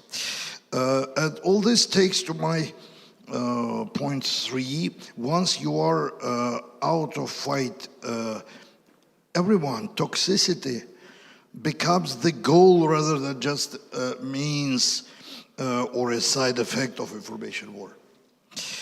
Indeed, we can see a growing demand for toxicity in the societies. Social networks amplify this toxicity by devaluating expert knowledge and knowledge in general, I would say, putting amateurs on the same shelf with professionals, promoting conspiracy theories, charismatic authority, and simplistic visions.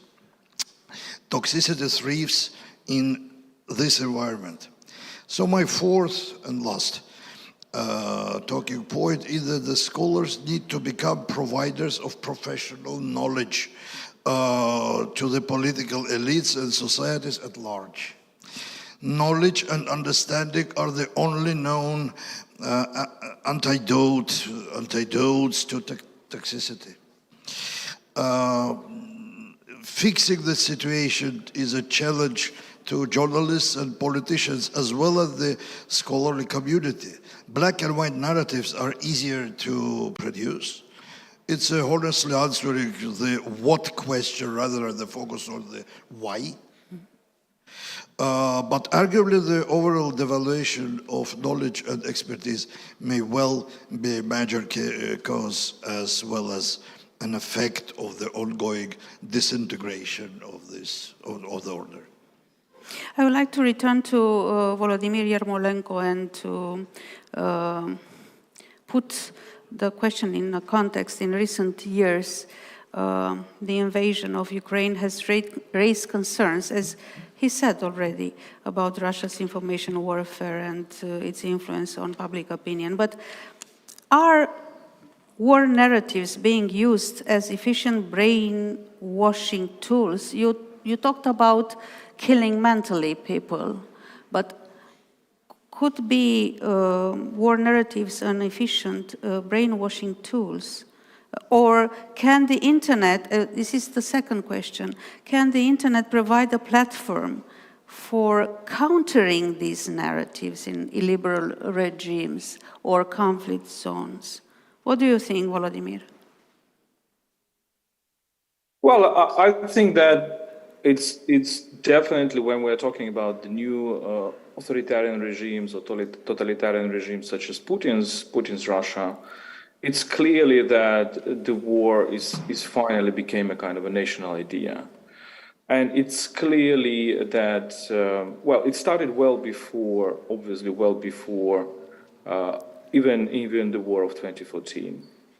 I think that idea, which was in the Russian mind, that the Soviet Union lost the Cold War and therefore it should take a revenge for this loss and prepare for the revenge and use what people in Russia, what Russian leaders perceived as the Western war against Soviet Union, information war against the Soviet Union, which was, I think, not the case, but meaning that, you use media, you create state-owned media, which penetrate the Western societies, such as Russia Today or Sputnik, and then you try to deconstruct the trust of the societies, inside the societies, of citizens towards the governments or citizens towards citizens, as I told already.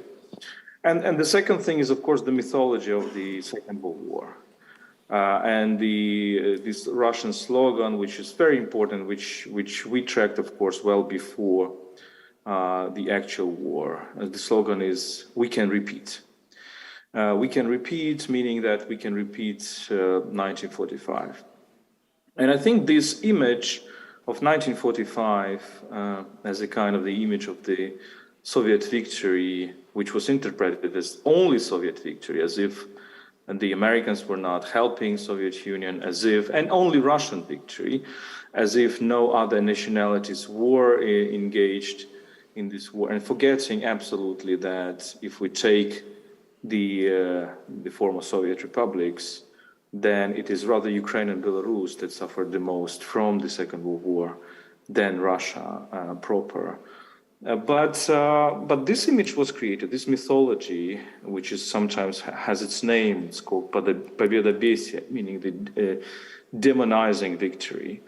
And I think, therefore, in a very peculiar way, people in Russia have become brainwashed. But the question is, whether they really wanted to be brainwashed, whether it was really the anchor of their identity because of certain probably problems in their societies, in the economy, in the way how they feel inside their societies, the problems of violence inside the Russian society.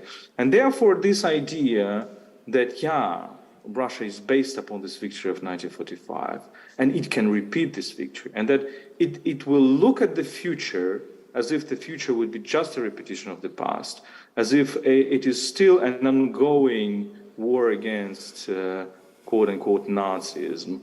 I think that really is the big foundation of what happened late, of what happened in 2014 and what happened earlier in Georgia with the Russian invasion of Georgia in 2008, and then Russian full-scale invasion of Ukraine in 2022. Now, the question is what is happening now and what will happen now, because as if the Russian society is increasingly militarizing and increasingly posing this war and showing this war as the big war against NATO, not Ukraine, against NATO, against America, against Europe, against the West. So it's kind of this idea of the war becomes the national idea and just penetrates the whole discourse.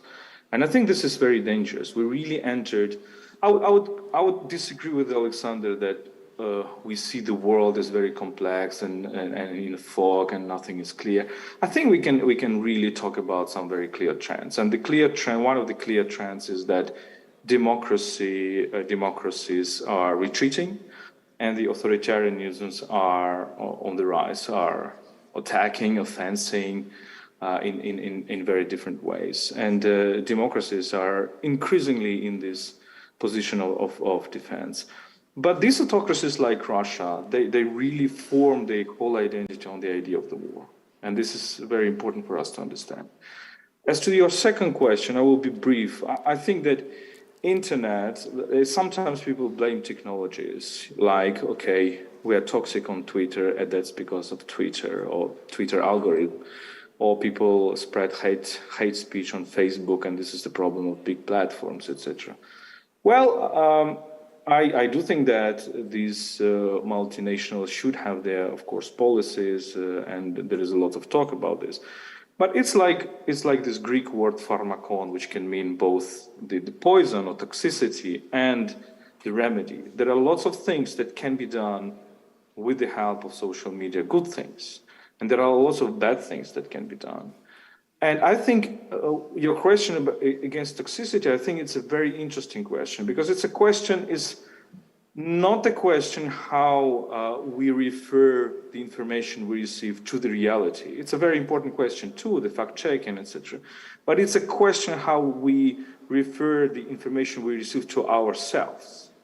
Asking ourselves whether, frankly speaking, we become better persons when we watch this television, or we become worse persons. We become more responsible, less responsible. We become more infiltrated with hatred or more infiltrated with empathy. And I do think that technologies matter, social networks matter, but it's not a cause. You can use it in both ways. You can use it as propaganda, you can use it as counter-propaganda, you can use it for mythology creating, or you can use it for critical thinking. Thank you, Volodymyr. Talking about internet, Radu, as I told to the audience that you are the new face of world correspondence, journalism. This is it. You have Night Summary is the name of live yeah, that's the name of my posts Night on Summaries. Facebook, yeah, and okay. Twitter. Tell us, you said that it's tough and difficult to rely on sources. You should check, verify everything. People around you. But did you use AI to check the facts? First of all, I'm not a journalist. Yeah, I understand. This is very important. So you represent the new face of war correspondence. Yeah. a sort Why of, am I it's a bringing- sort of new Why am I journalism. bringing this up? Because I think it's very, very important for people to still, when they have something, when they need to choose something, politically, socially, they have to rely on verified and trustworthy media. I know that a lot of people, the new trend is now to hate mass media because they are all liars, or, you know, all this narrative that it's coming from. The war, Yeah, but mainstream media has, I'm sorry, mainstream media has checkers, huge departments for verifying facts. But the people don't know this. Using AI The masses don't know this. They think that a guy on Facebook, it's more reliable than a whole, you know, editorial team room. Yeah. From trustworthy mainstream media. So I think this is the first thing. It's very, very important that when we make decisions. Have you ever used AI? No, I haven't used.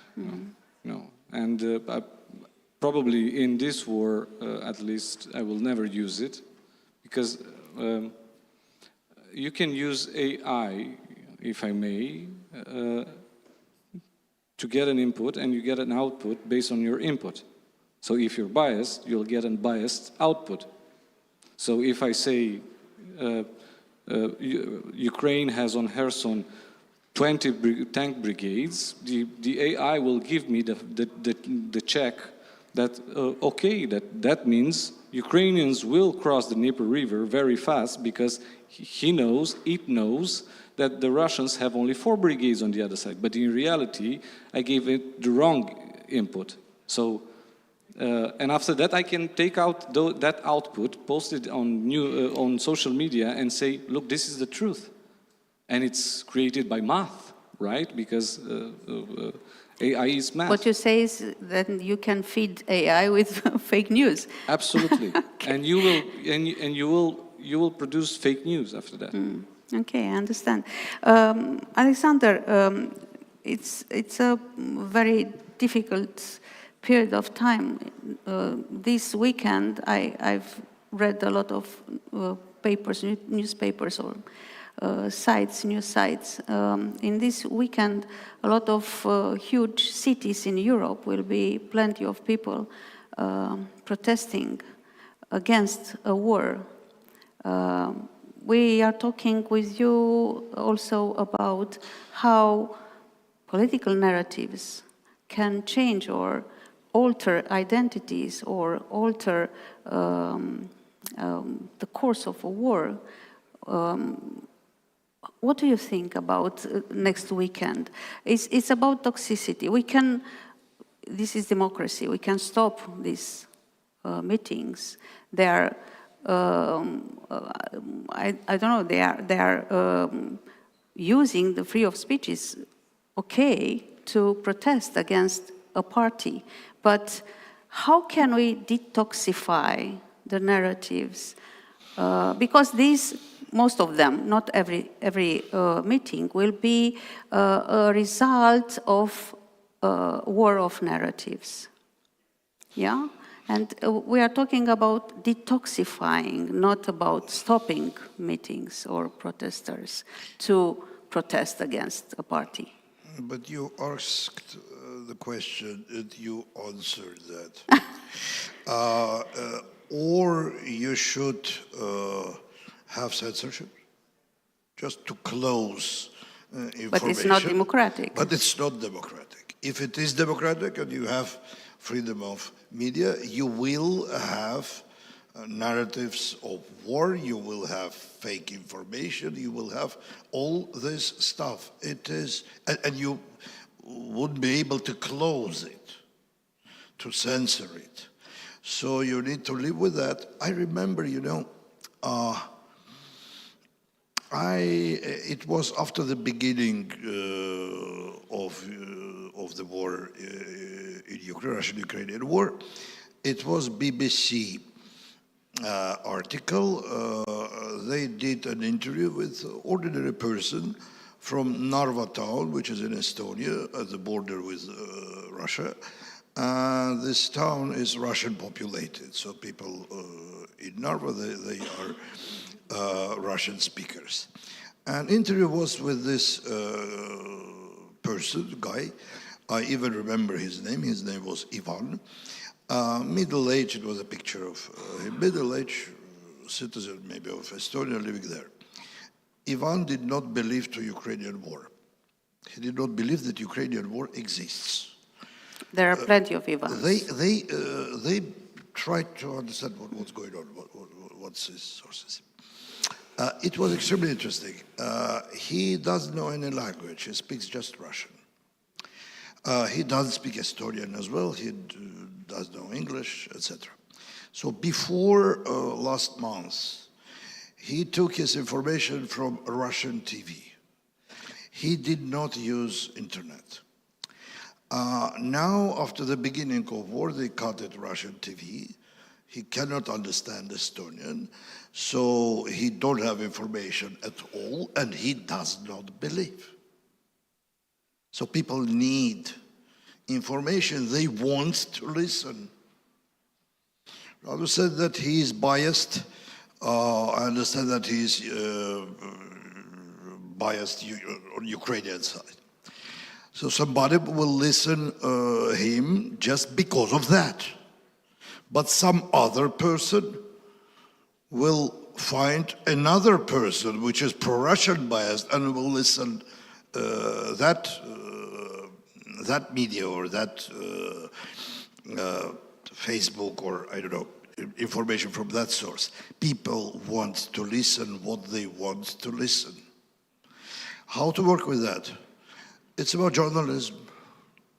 It's about professionalization. It's about education. It's about, as you said, degrees. Degrees not like paper, but degree like a symbol of something professional in this sphere. It's about neutrality. It's about checking, etc. This is culture of media, which is not easy to build, which is not easy. I don't give an easy answer to the question, but it's only way if you live in democratic society. Yeah, you're right. I think Clarissa is with us now. I saw her on the screen. Hi, Clarissa. Thank you for being with us.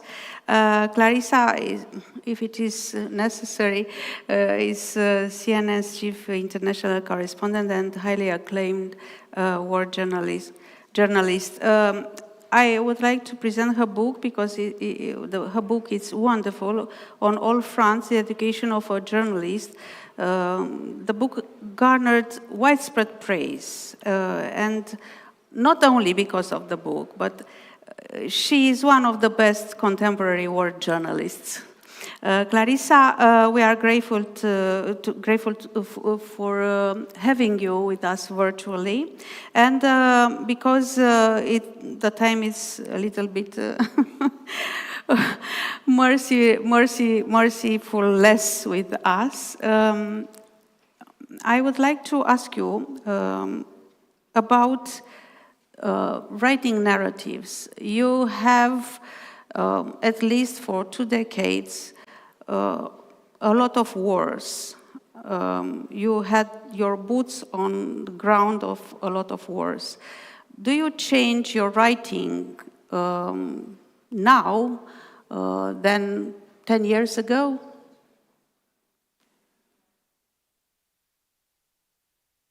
We don't... Unmute myself. Okay. This isn't my first time doing this, although you wouldn't know. First of all, I profusely apologize if I'm late. I thought this was beginning in 15 minutes, so please accept my profuse apologies, and thank you so much for inviting me to be a part of this. I think, and I hope very much that my writing has changed a lot over the course of doing this for nearly 20 years. I think that there is absolutely no replacement for experience in this job. And I often have young aspiring journalists calling me and asking me if they should go to journalism school. And I say, if you want to go to journalism school, then I think that's a great idea. However, the only real education for a journalist is to be on the ground and to be in situations where you can feel the full force of what's happening in front of you, but you can also appreciate and understand that as journalists, it is a myth to think of ourselves as completely impartial. We are bringing our own narratives to the table as well. And those narratives come from our gender, our religion, our nationality, our race, our education, our upbringing, and many different parts of our lives that absolutely have an imprint on the way we see or approach any given story. And I would say, I can't say that it was about 10 years ago, but there is a point in one's career where you understand that total impartiality or total objectivity is something of a myth. And you may have heard from my colleague, Christiane Amanpour, her mantra, which essentially embraces this truism and says, be truthful, not neutral. And so I feel that part of the dilemma or the tightrope that we are walking at the moment as journalists is about understanding and accepting that we do bring our own biases and our own narratives to any given story. But at the same time, having enough self-discipline and restraint and curiosity to make sure that we don't just fall back on what might seem or feel like the easy or obvious narrative, that we do continue to probe, that we do continue to ask the hard questions, that we do continue to hold people in power accountable, whatever side they may be on. And that, I think, is a real challenge for us as journalists. And I think that challenge has been amplified to an incredible extent by the rise of social media. Because the kind of nuance I'm talking about, the kind of moment for pause and reflection and questioning and building up a better and bigger picture and giving a more coherent and nuanced viewpoint of a story, that has been completely washed out or drowned out by the noise of social media, which promises people something much more seductive. It promises them that in 30 to 40 seconds, I'm gonna boil years of history and complexity into a short, pithy, hot take that's gonna make you feel outraged and emboldened.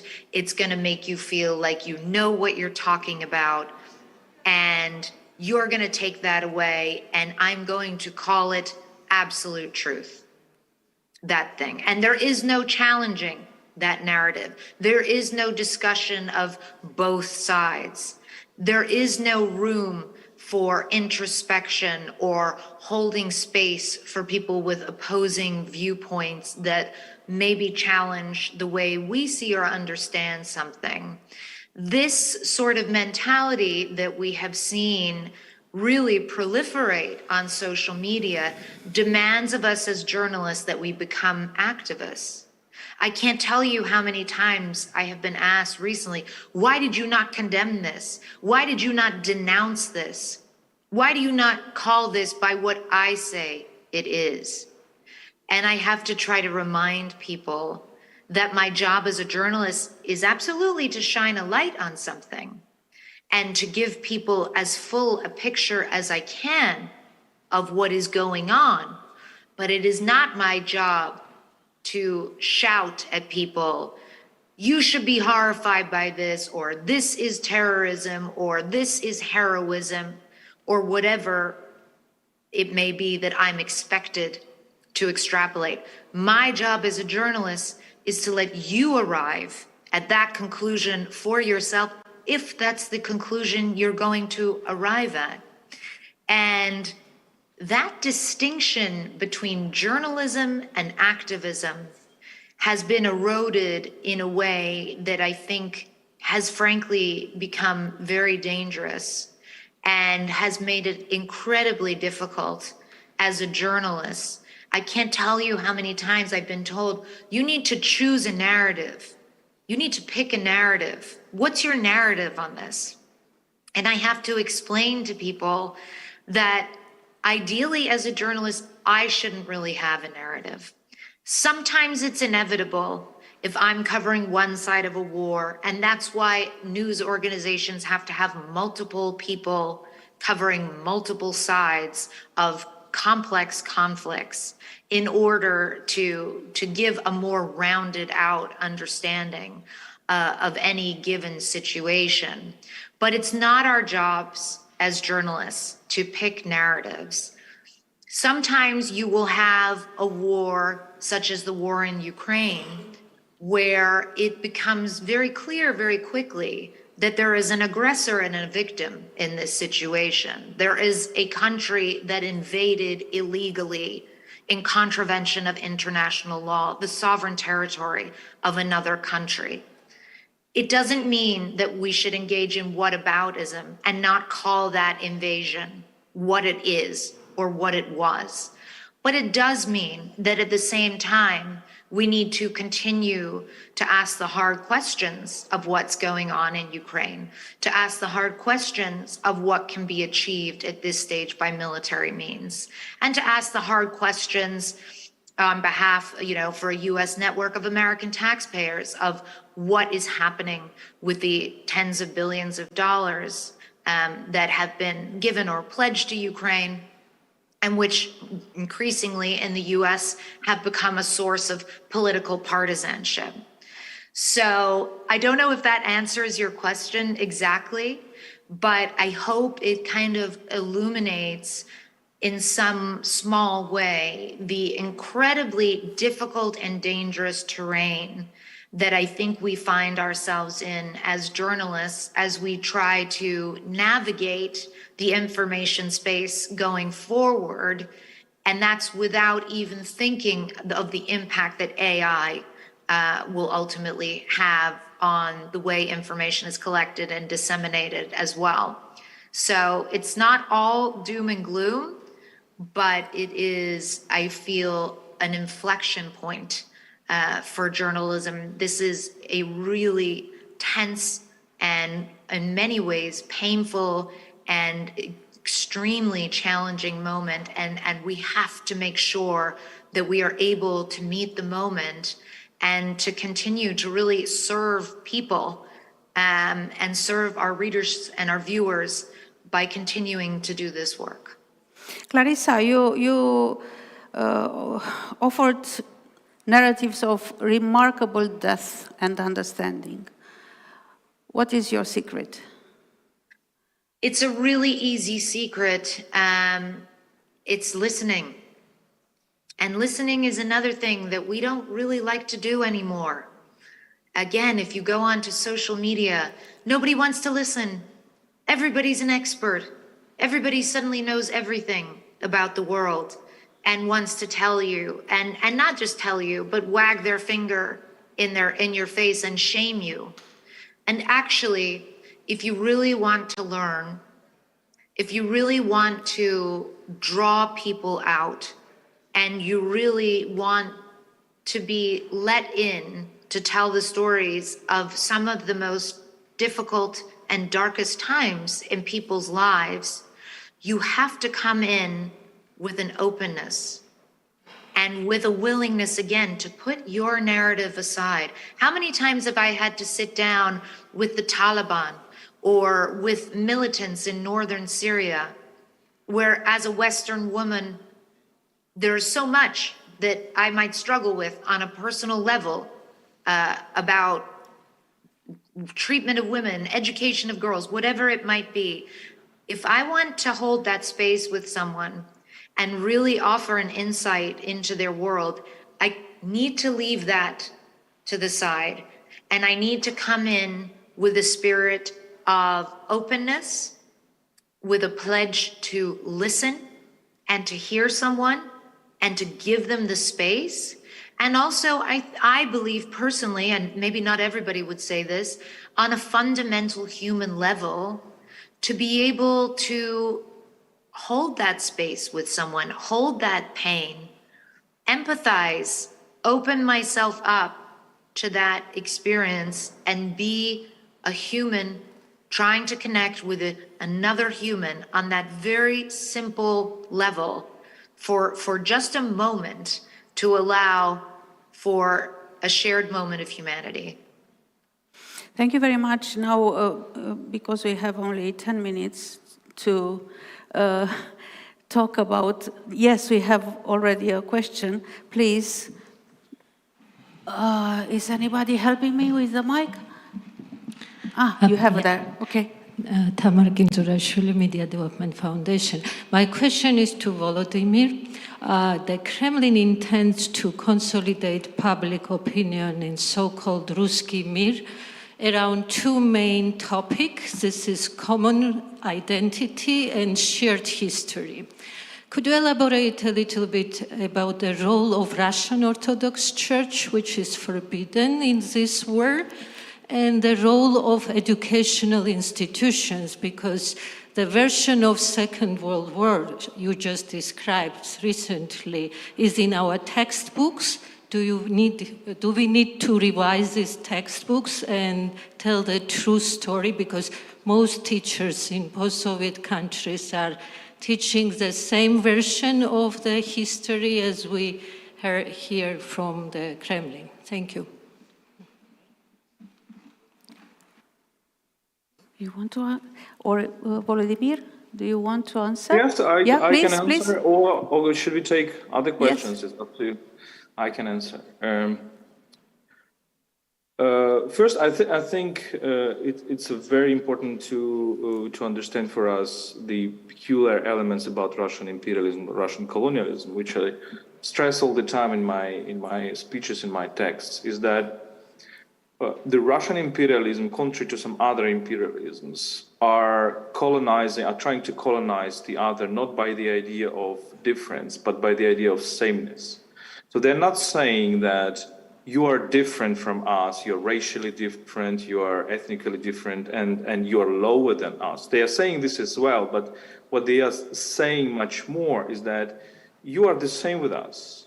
You are Ukrainians are the same with us. There is no difference between us and you, and you don't have a right to be different.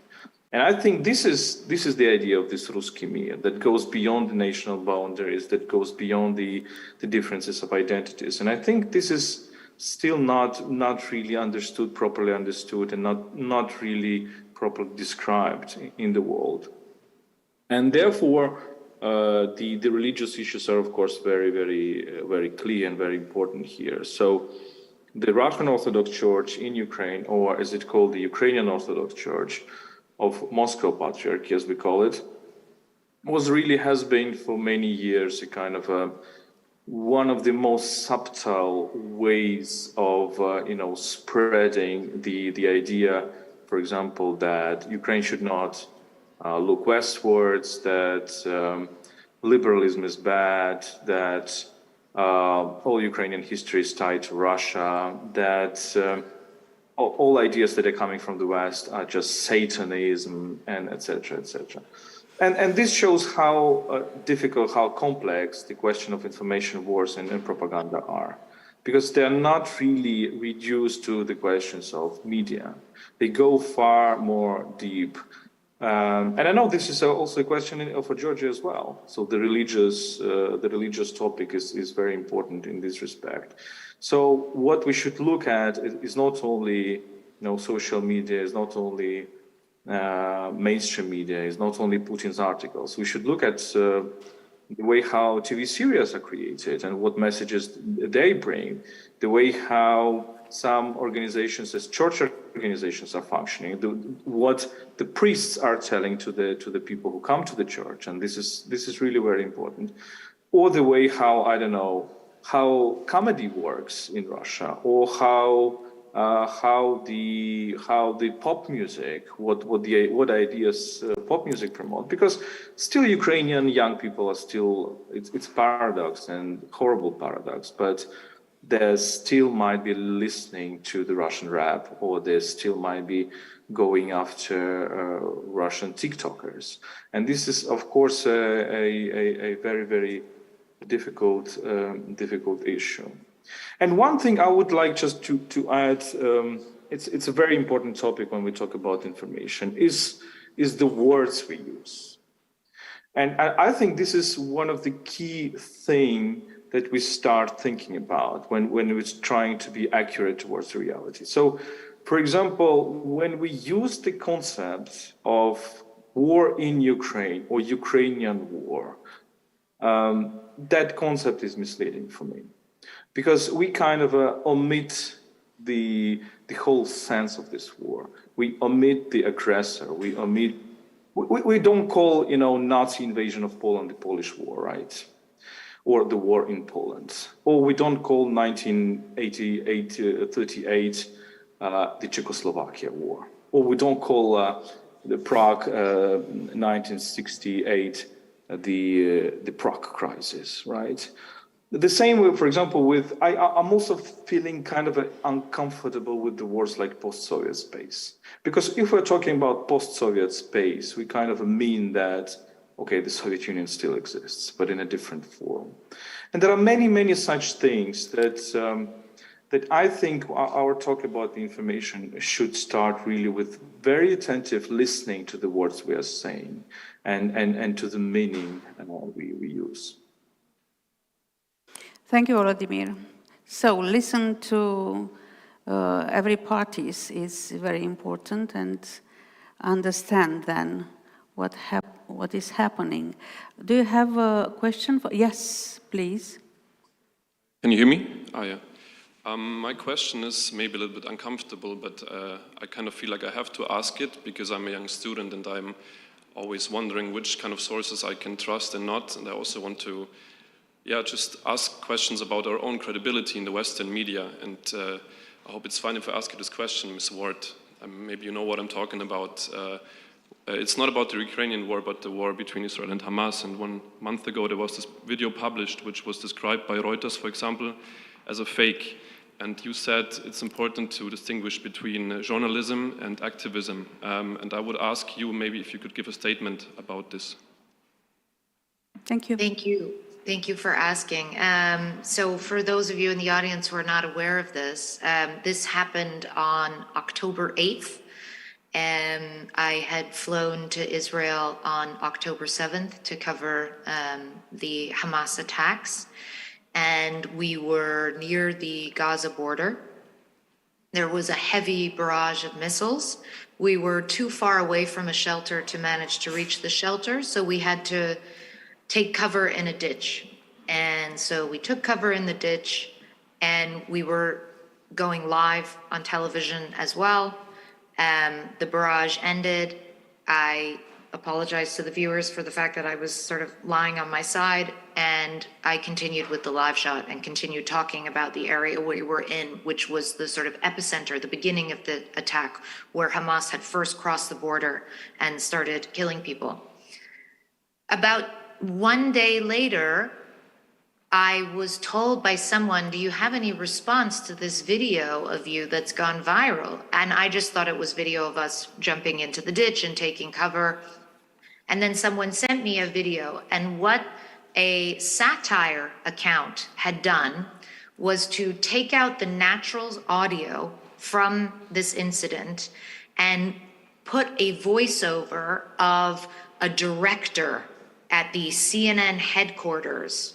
So you don't hear the sounds of the rockets or anything. You just hear someone, because you can see my producer in the background was on the phone, and you just hear this person saying, now tell her to jump into the ditch, and tell her to look frightened, and tell her to, do this and do that. And I watched it and I was like, that's ludicrous. It's satire.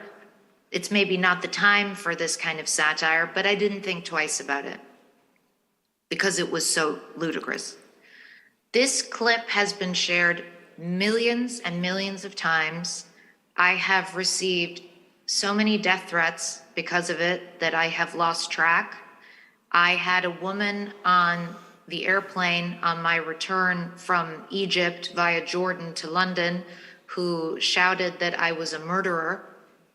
I have been accosted by people screaming that I'm an actress, that I'm the responsible party for the deaths of Palestinian children because of my acting skills. And this, as a journalist, is an almost impossible thing to confront because you're talking about something that is completely fictitious. In fact, the person who created the clip actually put out a statement saying this was just intended as satire. This wasn't real. This is fake news, whatever you want to call it. But these things take on a life of their own. And it doesn't matter how many times Reuters or the New York Times or other well-established and respected news outlets say, or I say, or CNN says, this is a fake clip, this is not real, it wasn't even intended to look real, it came from a satire account. It takes on a life of its own, and it becomes incredibly dangerous. And it's been very frustrating for me because A, it's a distraction from the stories that we're trying to tell. I am not the story, and nor should I be the story. We can have a separate discussion about Western media coverage and narratives and all those things. But I, in a moment where I'm taking cover from rocket fire for 5 minutes and then continue doing what I was doing, should not be the story. And also, how can you argue with the idea of truth? I mean, when we are living in a world where reality doesn't even matter anymore, where your narrative is more important than the actual reality of a situation or of any given clip, then you know that you are facing a truly impossibly challenging environment as a journalist. Now, in this situation, CNN put out a statement, and I have tried to just get on with my job and do my work and tell the stories of the people who have been massacred, who are living under bombardment in Gaza, because that's my job. But yes, to answer your question, it makes it much more difficult. It's deeply unfortunate and potentially very dangerous. Thank you very much. Thank you. It's the time is running out. I'm so sorry. If you have a question, please. I don't want to frustrate you. Thank you so much. My name is Stefan Cibian from the Bucharest Research Institute. I wanted to add a question exactly on this topic because I think it's very essential for the current context. We know fake news is very hard to face, and I think your story is amazing in showing exactly that. How would you evaluate our measures to combat it? And somehow there feels to be a huge imbalance between the assault we're under and what we're actually doing in response. So I'm curious how you see our, how serious we're taking this and whether what we're doing is enough, and if not, what could be done more. Thank you. Thank you. Thank you for your question. I think, honestly, the way I describe it is it's like playing whack-a-mole. I don't know if you ever played that game when you're a kid and you whack one thing and another pops up and then you whack that and another one. And you keep trying to whack down all the lies and all the fake clips and all the fake news, and you can't. You can't, because it's algorithmically reproducing at a rate that individuals cannot inherently keep up with. So clearly the tools that we need have to be technological tools, because as individuals, we can't combat this alone.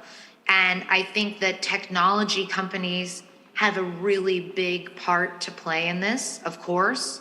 And I know that many of them, of course, are already trying to help navigate these spaces and keep spaces safe and put disclaimers on. And I will say, with regards to the fake clip about me, if you went on, I believe, Twitter or X as it's now called, you would see, if you shared the clip, underneath it would say, by the way, this is a satire clip, or, it was like a little note from X.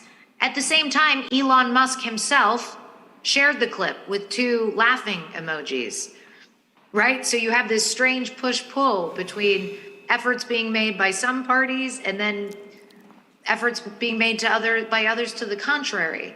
And so how do you get everybody on the same page to agree with how to meet these challenges and deal with them when we don't any longer really have the same idea of the possibility of a shared truth, or at least shared facts? Because I think we can understand that truth can be subjective.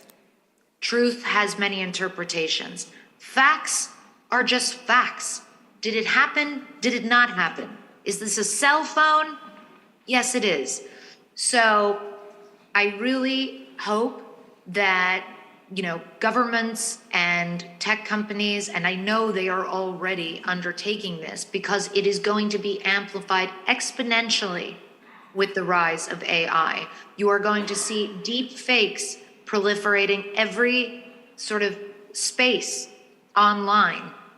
How are we going to create guardrails to protect, forget me, but protect consumers of information so that they have a sense that, okay, maybe I'm getting it from this outlet and this outlet is a little bit biased in this way or that way, but at least I know it's real. It happened. This is a person. This is what actually took place. And I'll be honest with you, it's a good question you ask. And in this moment, I am genuinely fearful that we do not yet have the tools to appropriately meet this moment and meet the challenges of this moment. Thank you very much. I would like to thank our esteemed panelists for being with us today and opening new avenues for research. I believe that as Clarissa said, it's not only tech companies' job. It is researchers or philosophers or academia. It's a serious job to research and to find not solution but ways of dealing with this toxicity in narratives and especially in war narratives. Thank you all for being with us and thank you for the questions.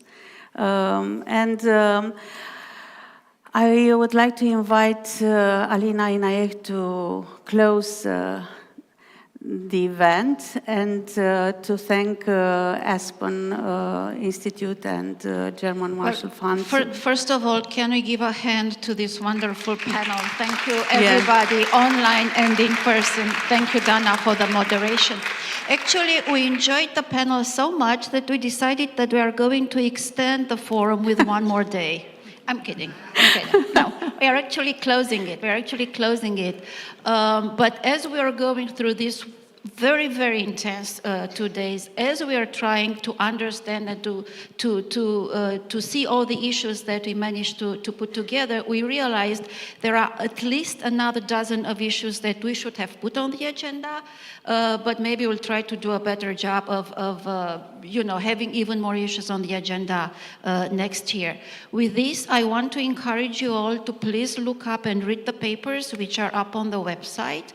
Everything was live streamed and it's going to be, all of the sessions are going to be put up on the YouTube so you can follow them there if there's something that you didn't understand or you'd like to see it again. And with this, please also join me in thanking the wonderful teams of Aspen, GMF, and the technical team which helped us through these 2 days. And thank you all for being with us for more than 48 hours, and see you again next year to our various events of both GMF and Aspen. Thank you. Thank you.